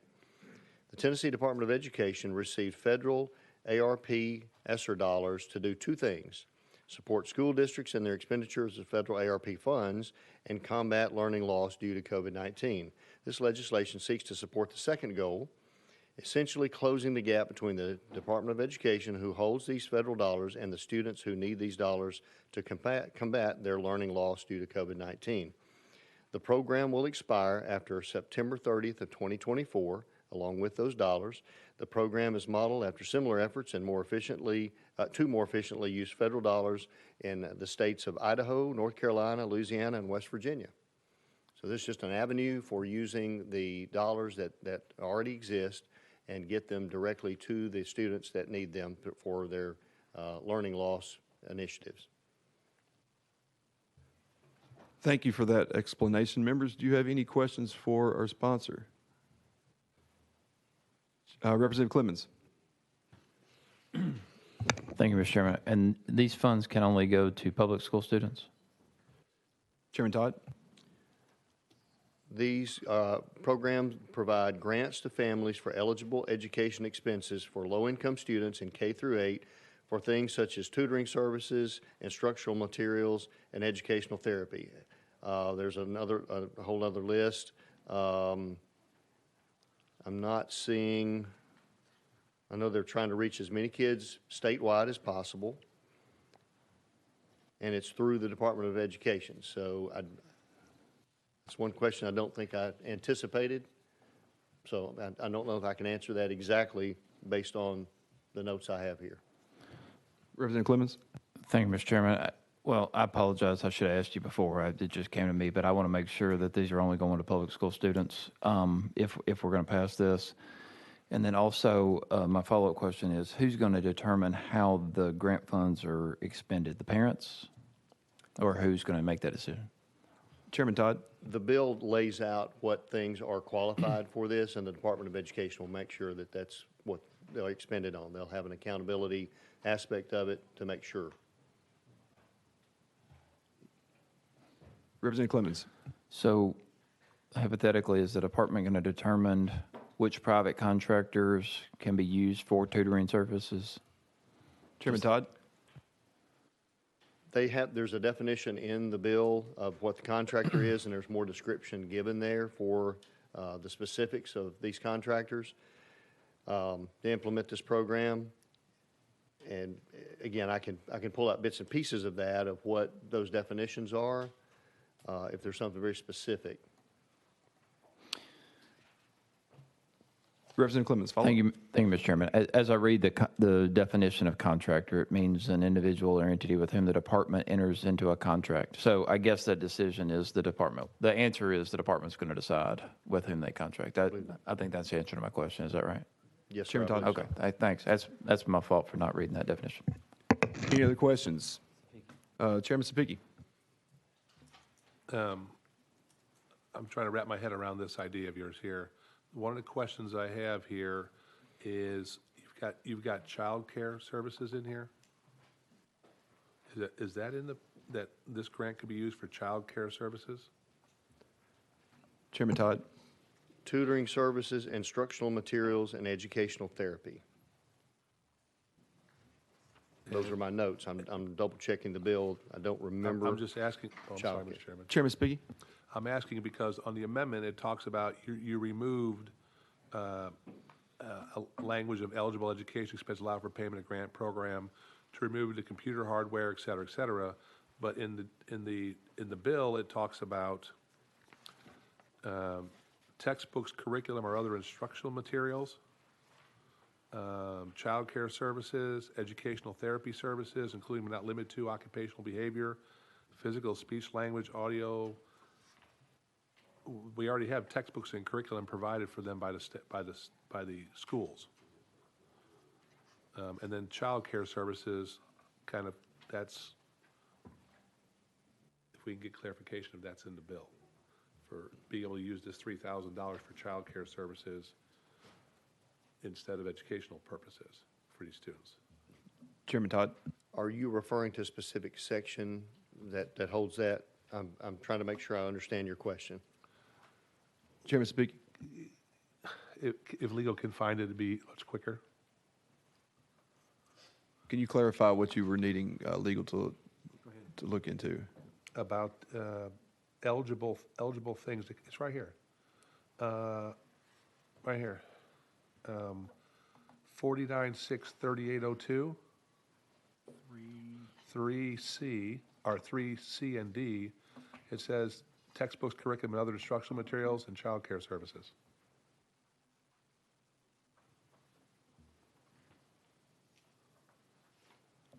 And it looks like the amendment took out B, which was the computer, hardware, technological devices under. So it took B out, but it left C and D in, which are textbooks, curriculum, and other instructional materials, which are already provided by an LEA. And the other one is D, is child care services. That's in, I'm reading that right, correct? Yes. Thank you. Legal is giving us clearance on that, yes. Okay. Thank you for that. I don't have the fine details because I think these ESSER dollars already have certain guidelines that are required, and this is just trying to comply with that and give the flexibility as those definitions come down. Just Chairman Zabicki, follow up? And I'm okay with what you're trying to do here. The problem is if it says child care services in the language, I would not want to provide $3,000 for child care services that parents would just put their children in child care services that may not have the same type of educational outcomes that you have in other parts. And then the textbooks and curriculum, that's already provided by the LEA. So I would be more comfortable in the theory of this if we could take those two things out and everything else looks like it's going to be okay. But that's just, it's your bill. It's your bill. Chairman Todd. The thing I cannot ascertain standing here today is whether or not those have to be in there to qualify for these funds. And I would need to make sure of that. You know, certainly if it goes on to full, we'll make sure all those things are clarified with the department and they know how that money is earmarked and exactly what strings come attached. So we'll identify those strings for sure. Okay. Thank you, Mr. Chairman. Any other questions? Seeing none, we'll be voting on House Bill 2774. All those in favor, please indicate by saying aye. Aye. All those opposed, say no. Ayes have it. On to full education. Thank you, Mr. Chairman. Members, we're going to take one more bill, and then I will get you out of here. I know it's a late night, but we're going to try to. I needed to say on item number. What was? Item number 24, House Bill 1586, without objection, is off notice. And that brings us to item number 20. Oh, sorry. Do I need a motion to reconsider? Sorry about that. Misread that. Motion to reconsider our action. It's late, people. I'm sorry. Motion and second on the bill for House Bill. What bill is it? 1586. House Bill 1586, item number 24. Leader Camper, my apologies. It's been a long day. You were recognized on. We did. It is properly before us. Mr. Chairman and committee, thank you all so much. I was texting the deputy speaker at the time, so I wasn't paying quite attention when you called the number. But I am excited to be here to talk to you about this bill because this was Senator Yarborough's and I BEP bill.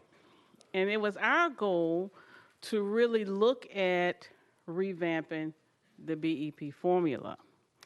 And what I believe led the governor to make his decision to do TISA. So you all have me to thank for all of this vetting you've been doing of this bill. So I'm looking forward to you all's dialogue the rest of the way on the new formula. But the governor did say that he was looking at revamping the formula. He, did all the task force, and now here we are today looking at a new formula. So we're going to take the bill off notice. But if you need us to keep it on notice to make sure that we get the formula right, we can do that too, Mr. Chairman. Thank you, Mr. Chairman. Representative Clemens. Thank you, Mr. Chairman. And before we take it off notice, I just want to say for the record, this is the bill to which I referred last week when we were having our discussion. I think one of the valuable parts of this piece of legislation, as I said last week, is look at the things that this bill seeks to accomplish and look at its fiscal note and parallel that with what is being alleged to be included within the base of the TISA bill as we continue discussing that next week. I think that's an interesting comparison and really gives you, it's not identical, but it's similar enough to get a realistic perception or representation of dollars associated with the cost of what's being alleged to be included in TISA or accomplished in the base of TISA versus the actual numbers of that bill and the fiscal note on that piece of legislation. So I would just encourage my colleagues to take a look at that, even if it's taken off notice. Thank you. Thank you. Chairman Sapiki? And I do agree with my colleague from Davidson County when doing the research on this. Unfortunately, your bill has raised more questions about TISA that we have to work through. And so, as I've spoken before, I am in no hurry. Our job is to get it right for the kids of Tennessee. And so, thank you for running this, and I'm sure the governor will be calling you shortly about your statement there. But I appreciate you running this, and we need to just make sure this is right. Thank you. Leader Camper? Thank you, Mr. Chairman. And I agree with both the members, because I do think that although there may be some great things in that legislation, we really do have to have a deep dive look line by line of what we're doing. And this is something the way we've done it before for decades. So it has some great things in there that we need to make sure we consider and keep at the forefront of our mind as we move through. So I appreciate the opportunity to talk about this bill, appreciate the comments from my colleague, and I look forward to, seeing this go the rest of the way with the TISA funding, and hopefully we can take some of the great things out of our formula that we have now and inculcate them into this new formula. So thank you, Mr. Chairman. I appreciate it. Well, let's keep it on notice. Are this your last committee? Or no? I'm at the will of the committee. Without objection, members, we will be taking this off notice. Thank you for your work on this. Sorry that I gavelled you too soon. I will make sure to make it up for you at some point in time. My apologies. Without objection, members, we'll be taking House Bill 1586 off notice. Thank you, Chairman Committee. Thank you. All right. We're going to take up item number 20, and then we'll get you out of here. We are past the hour. Hopefully the pizza will be hot and fresh when it's out there. We're going to be on House Bill 2430 by Chairman White. Do I have a motion? Do I have a second? Properly motioned. Chairman White, you have an amendment? Yes, sir. It's you have 15406. That's what I have, and it does rewrite the bill, correct? Correct. All right, properly motion. Without objection, members, we'll go ahead and get this on the bill. We'll be voting to adopt Amendment 15406. All those in favor indicate by saying aye. All opposed say no. The ayes have it. We are back on your bill as amended. Chairman White. Thank you, Chairman and Committee. And I know we've been here 2 hours, and I'll keep this light. I go into as deep of detail and history as you would like. But just to kind of give you a little background, this is a bill that I've been working on for a number of years. It's really been before us for the past 9. And so last year I had this bill, and I pulled it off notice with the premise that I would work with the parties back home. This is a local bill in Shelby County, and that I would work with the parties back home to see if we could come up with a solution. So starting in last May, when we finished session, I held 13 negotiations between Germantown, the city of Germantown. I have the mayor of Germantown here with me today. He was in those meetings, as well as representatives from the Shelby County schools. And so the issue before us is when we created the municipal school system back in 2013, I don't know if all y'all know, but in Shelby County we have 7 municipalities, Memphis being the big one. We have Germantown, which I represent, Lakeland, Arlington, Collierville, Bartlett, and Millington. So we have 7 municipalities. In 2013, the General Assembly created where the municipalities could have their own school systems, and so we set it up then. In 2013, though, at that time, the 3 legacy schools that were called Germantown Elementary, Germantown Middle, and Germantown High School were kept in the Shelby County school system. Ever since that time, we went on to have negotiations. At one point in time, we'd like to move those schools into the jurisdiction of the city of Germantown, or they said in the city of Germantown. And so I have worked all summer and fall with all parties, and to be frank and to be honest, all the parties have encouraged me to move forward this legislation on both sides. Everyone has agreed on about every single point. It gets down now to a matter of the final negotiations, which is funding, which we have in this bill. And so I'm asking this committee to help me move this bill forward so that we can finalize this process. It is an Attorney General's opinion that one LEA cannot operate in the jurisdiction of another LEA. That was back in September 20th of 2017. We got that opinion. So what I'd like to do is, through this legislation, is we're asking that the Shelby County school system, these three legacy schools, move back into the management of the city of Germantown and eventually the municipal school system of Germantown, and let them operate them. Everyone has been in total agreement that we take care of the students in those schools first, that they would continue to go there to work out the agreement to matriculate out. So the students are taken care of, but being that the buildings and the property exist or are located within the municipality of Germantown, they would like to have ownership and management of these buildings again. And that's kind of a 30,000-foot view. If there's any detailed questions, I'd be glad to answer them. But I'm trying to get something off the plate that's been in our community for a while. Thank you, Chairman White. One of the reasons I wanted to get to this bill is we did have somebody that had requested to testify on this that has been waiting patiently. So without objection, we will go out of session and invite Mr. Thompson up. We're out of session. Just please state your name and who you represent, and you'll have 3 minutes for any remarks, and then we'll open it up for questions. Thank you, Mr. Chairman.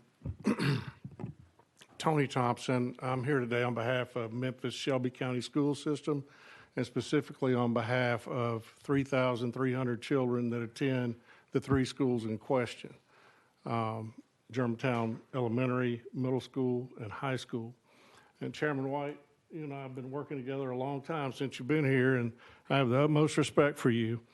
And I hate to disagree with some of the things you said, but I have to disagree with some of the things you said to represent my client. My client in no way has said they want this bill passed. We are adamantly opposed to this bill. Let me make that clear. In 1964, these schools started to be built. It's over 50 years ago. In 2013, the municipals decided they wanted to create their own school systems. At that time, Shelby County, not my client, but the county and the city of Memphis brought a lawsuit based on constitutional reasons that they were unconstitutionally going to racially discriminate and separate and create these school systems. That dispute was ultimately agreed to. We ultimately reached an agreement in the federal court.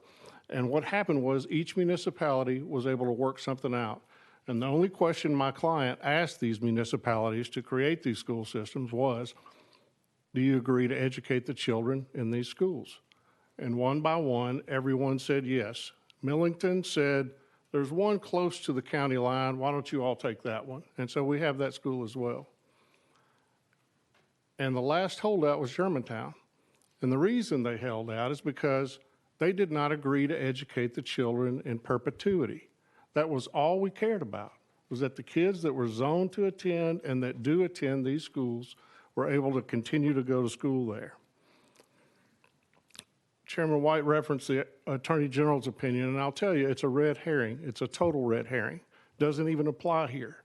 And the reason is that Attorney General's opinion was sought when we, Shelby County Schools, authorized a charter school.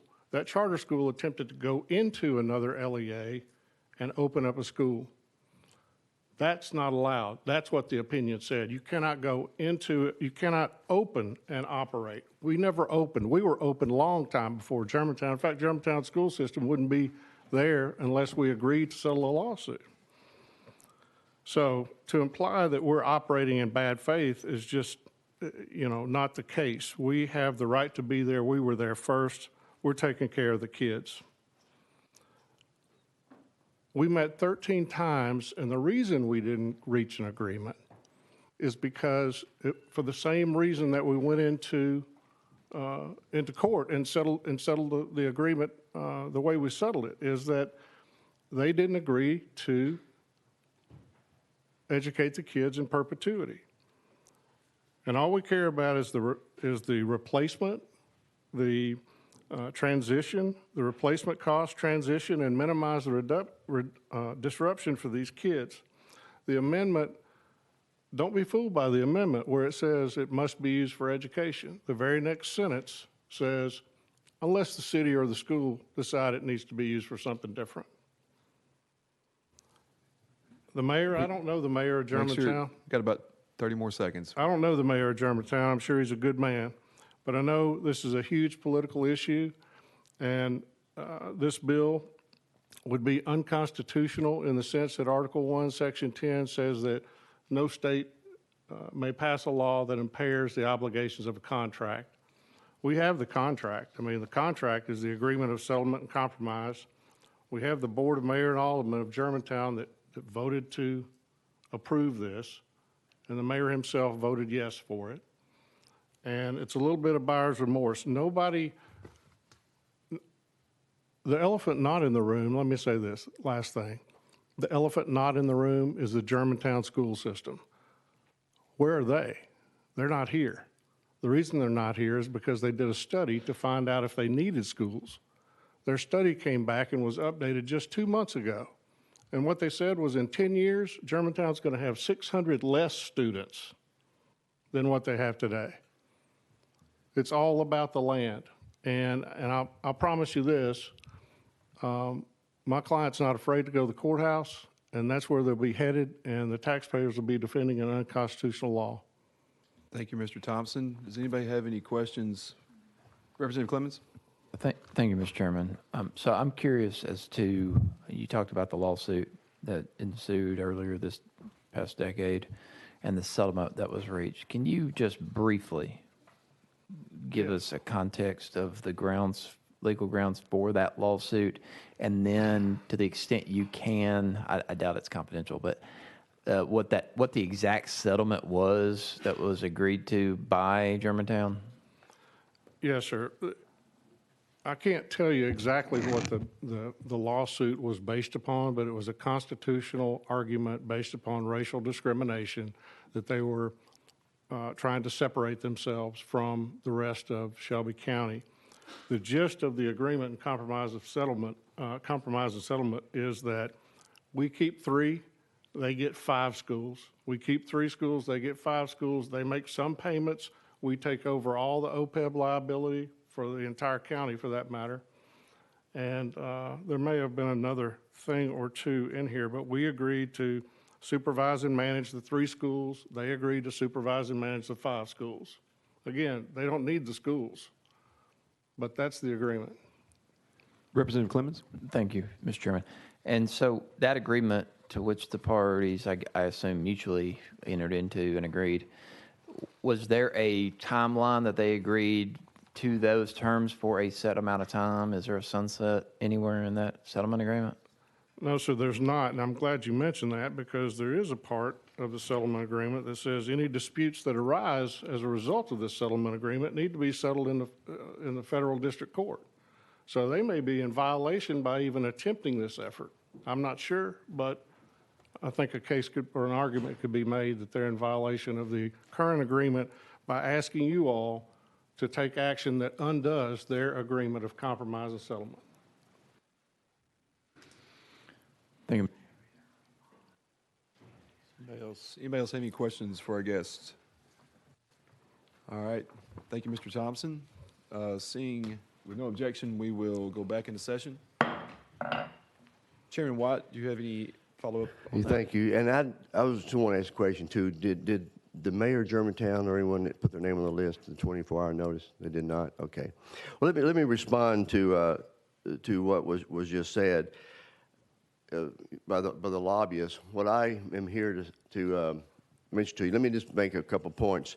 When we got the Attorney General's opinion, the question was, may a local education agency, LEA, open and operate a public school within the jurisdictional boundaries of another LEA. The opinion was no, an LEA has no inherent power and is not expressly or implied authorized by statute to open and operate a public school within the jurisdictional boundaries of another LEA. All that is to say this: we've been trying to work this out for a number of years. These school buildings are in the municipality of Germantown. All they're asking for is to be able to manage and operate these schools. These 13 meetings I've had, it's been a representative of the Shelby County School Board. It's been a leadership staff of the Shelby County Schools. I even had one meeting with the superintendent in there, as well as the representatives from the city of Germantown. And it was agreed by everyone that we would protect the students. The students could continue to go there throughout and matriculate out through over the years, if that is a desire of both systems. So the students are protected. So what we're asking for is that basically that these buildings can be managed within the jurisdiction of the community in which they operate.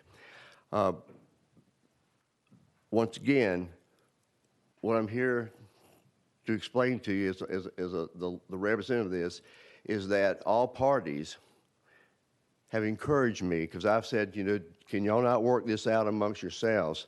And so I don't have to bring legislation and make it appear like some of the things that are being said. And they said, we prefer that you carry this piece of legislation to make this happen. And everybody's going to work together and do what's right thing for the children, but also they've asked me to push forward on this bill, and that's why I would ask that you would support me in this, on this particular issue. Representative Love. Thank you, Mr. Chairman and Chairman White. The children who are now zoned to Germantown schools, the elementary, middle, high school, will they be allowed to attend that school forever? Chairman White.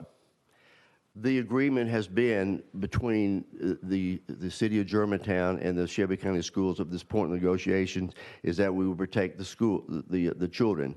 The talk up to this point has been like if you're in a first grader, you could matriculate out through 12th grade.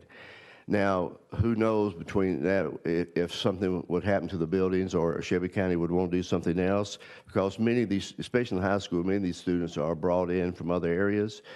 And that's their decision on that. But that has been number one. When I carried the bill last year, I said, the only way I carry this bill is you protect the students first. Don't disrupt their lives. And everyone on both sides was very much in agreement on that.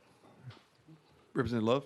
So there will come a point in time, if this were to pass, there will come a point in time when no longer would children who are zoned to the Germantown schools, elementary, middle, and high school, be allowed to attend those schools. There will come a time when that does stop, correct? Chairman White. From what I understand, and let's make sure that I had a point and I just forgot it, but the discussion so far has been that the current students would matriculate out at some point, maybe 12, 13 years. But the discussion has always been amongst all parties, and everybody was okay with that, is that the students would be protected. And now, my point was, this bill would not take effect until July 1st of 2023, which gives them another year. This would not go into effect. This gives both parties another year to continue to sit down and get this worked out amongst them. And those negotiations would continue to go forward. Okay. Thank you, Mr. Chairman. Representative Clemens. Yeah, thank you, Mr. Chairman. And Chairman White, I understand you're in the difficult position of being the messenger here, I think, and being a good representative and carrying out what your folks have asked you to do. I think that's commendable, and that's what I think we all try to do. So you're in a tough position, and I acknowledge that and respect it. I think based on, I haven't read that AG opinion, just quite honestly, but based on what you read, it does seem to be distinguishing from this scenario on the legal basis without having read it, just based on the portion you read. But my question then goes back to the settlement agreement, what I'm assuming was probably in federal court, and a federal court settlement, which carries a great deal of weight for lawyers. Did the municipality attempt to comply with the terms of that settlement to resolve this dispute before seeking legislation? Did they do what was in the terms of the settlement agreement before coming to you? I guess I'm asking. I think I understand.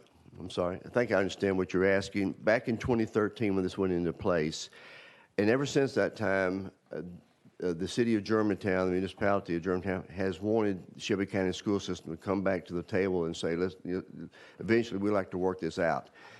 They never would come back to the table until I ran legislation last year. And that was the reason I did it, to get people at the table.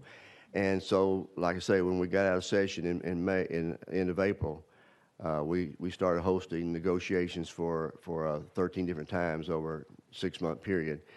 And they went really, really well. And we're just about there over the goalpost. But the negotiations just wouldn't take place until, that's what a lot of times why we run legislation, to get people to the table. And so I've been very encouraged by both. I represent both the Shelby County school system and as well as the Germantown municipality, and trying to work this out. I guess the bottom line is where I come from too. These 3 schools sit in the city limits of Germantown, and they just want to manage the properties. We would take care of the students. They just want to manage the properties and have them into the municipal school of Germantown going forward. And that's basically what we're asking for here. It's all about the students anyway, but these are, I've lived in Memphis since 1966, and just knowing the history of this community and what these schools mean to the community of Germantown. The Shelby County school system, to their credit, they're doing a Reimagine 901 program, and one of their goals is to create more neighborhood schools, and I commend them for that. Well, neighborhood schools are important to a community, and they're important to Germantown as well as Shelby County schools and to every other community across the state. So I bring this before you, just trying to lay this to rest so that we can move forward. And like I say, I've face to face, and I can tell you face to face, I said, do you want me to run this legislation? Both sides says, we need the legislation to make something happen, because right now we're just not going anywhere. Representative Clemens, quick follow-up. Yeah, quick follow-up. So I guess that's, I agree. We sometimes bring legislation to bring people to the table, but in the context of when you got a federal court and you got a settlement in federal court, especially on a matter as serious as this, I don't know that bringing legislation is the best way to address that, especially if the settlement document stipulates other reasons. That gives me a lot of heartburn, and so I'm concerned about that. I'm also, with regard to my colleague's question about the kids, we're talking about 3,300 kids, I believe the number was. Where are those kids going to go? And you say they're going to matriculate through the school. As they matriculate up, so if a kid's in first grade now and he goes in 5th grade, there's going to be no classes behind them in that school building. They'll just be empty 1st through 4th grade. And if so, watch out, because if Williamsville passes, they're going to turn it into a charter school on you. Is that the case? Is that school going to be empty? And are they really looking for the land itself? Well, and closing that school down? Go ahead, I'm done. Chairman White. Mr. Chairman. Well, at some point, these are 40 to 50-year-old buildings. They're out of date. And at some point, there needs to be new school buildings on these pieces of property. So there would be, these properties would probably have to be demolished when we're, half a century old, and put new ones up. Chairman Sapicki. A little tongue-in-cheek here, Chairman, but if these schools would happen to sit open for a certain amount of time, would they be open to the bill that's been proposed earlier about charter schools coming in and leasing them or buying them from them? You're trying to confuse the issue now. A little bit. Thank you, Mr. Chairman. Chairman Reagan. Thank you, Mr. Chairman. And I think this may be a question for legal. So if we could go out of session so I can ask a question, I'd appreciate it. All right, without objection. Legal. My question concerns the citation that was mentioned earlier of the Constitution of the State of Tennessee. Are Article 11, Section 2 prevents us from impairing a contract. In a bill that I presented in another committee just today, that topic came up. So is this settlement that we're talking about here a contract which we may not interfere with, or is it in some other category?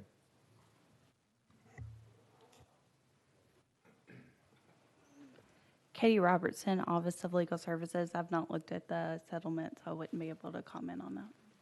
I'm sorry, say that again? I've not looked at the settlement or the contract that they're Well, discussing. I'm speaking in a general term. Is a federal court settlement, does that qualify as a contract? Yes. Thank you. Any other questions while we are out of session? Without objection, back in session. Representative Love, you had a question for the sponsor? I did for the sponsor and maybe for Tony, whoever can answer it. Hopefully you have the same answer.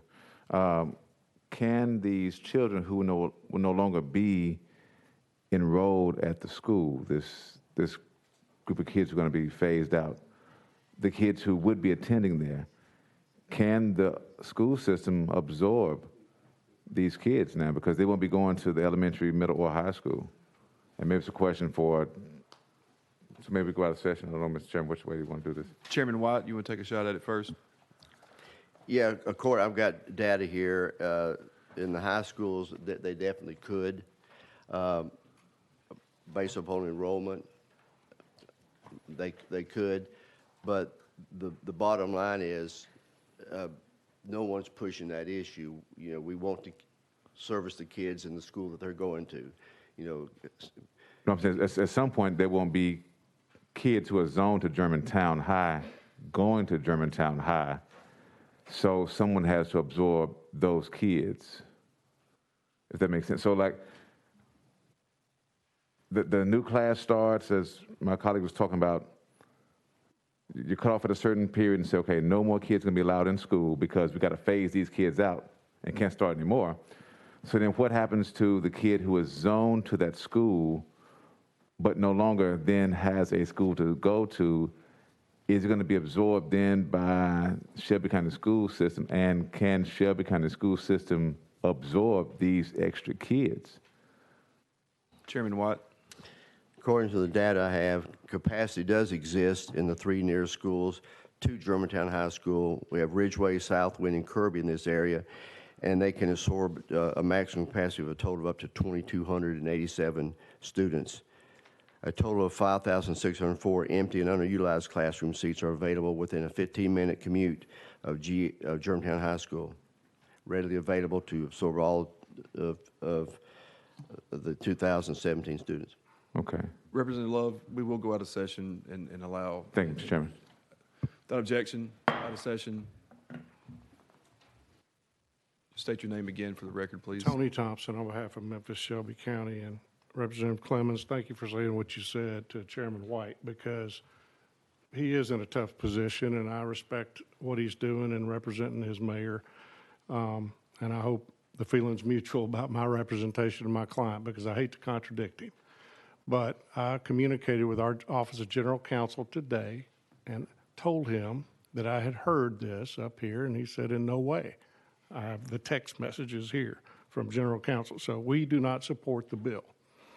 To answer the question about can we absorb the schools, that's the whole issue as to why we haven't been able to make a deal to sell these three properties.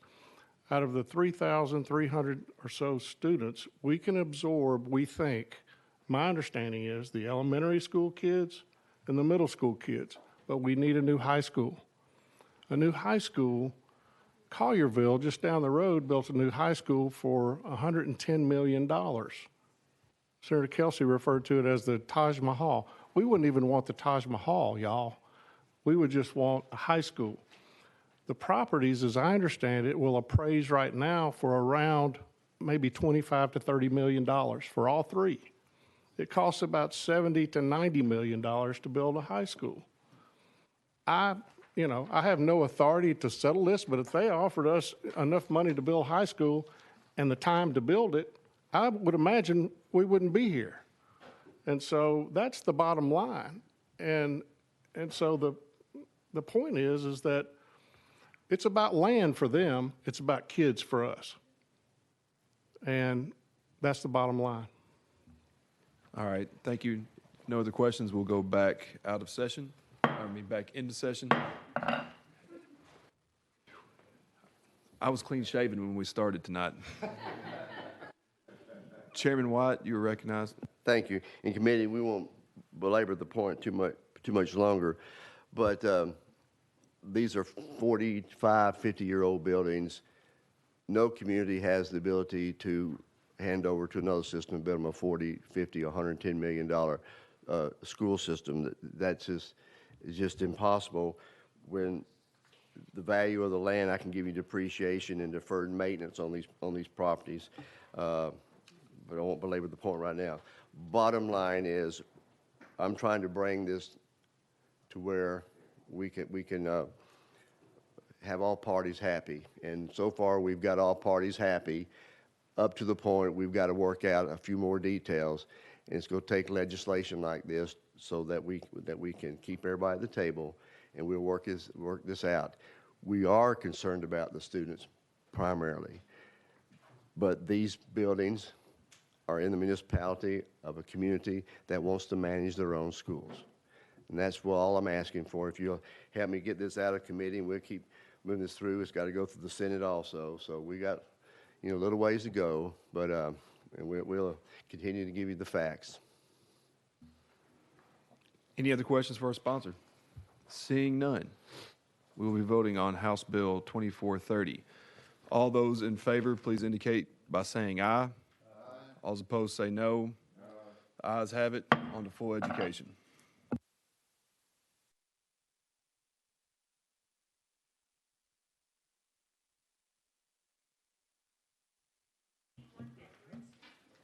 All right. We will roll all other remaining bills on the calendar to the Hill, and I will accept a motion to adjourn. We stand adjourned.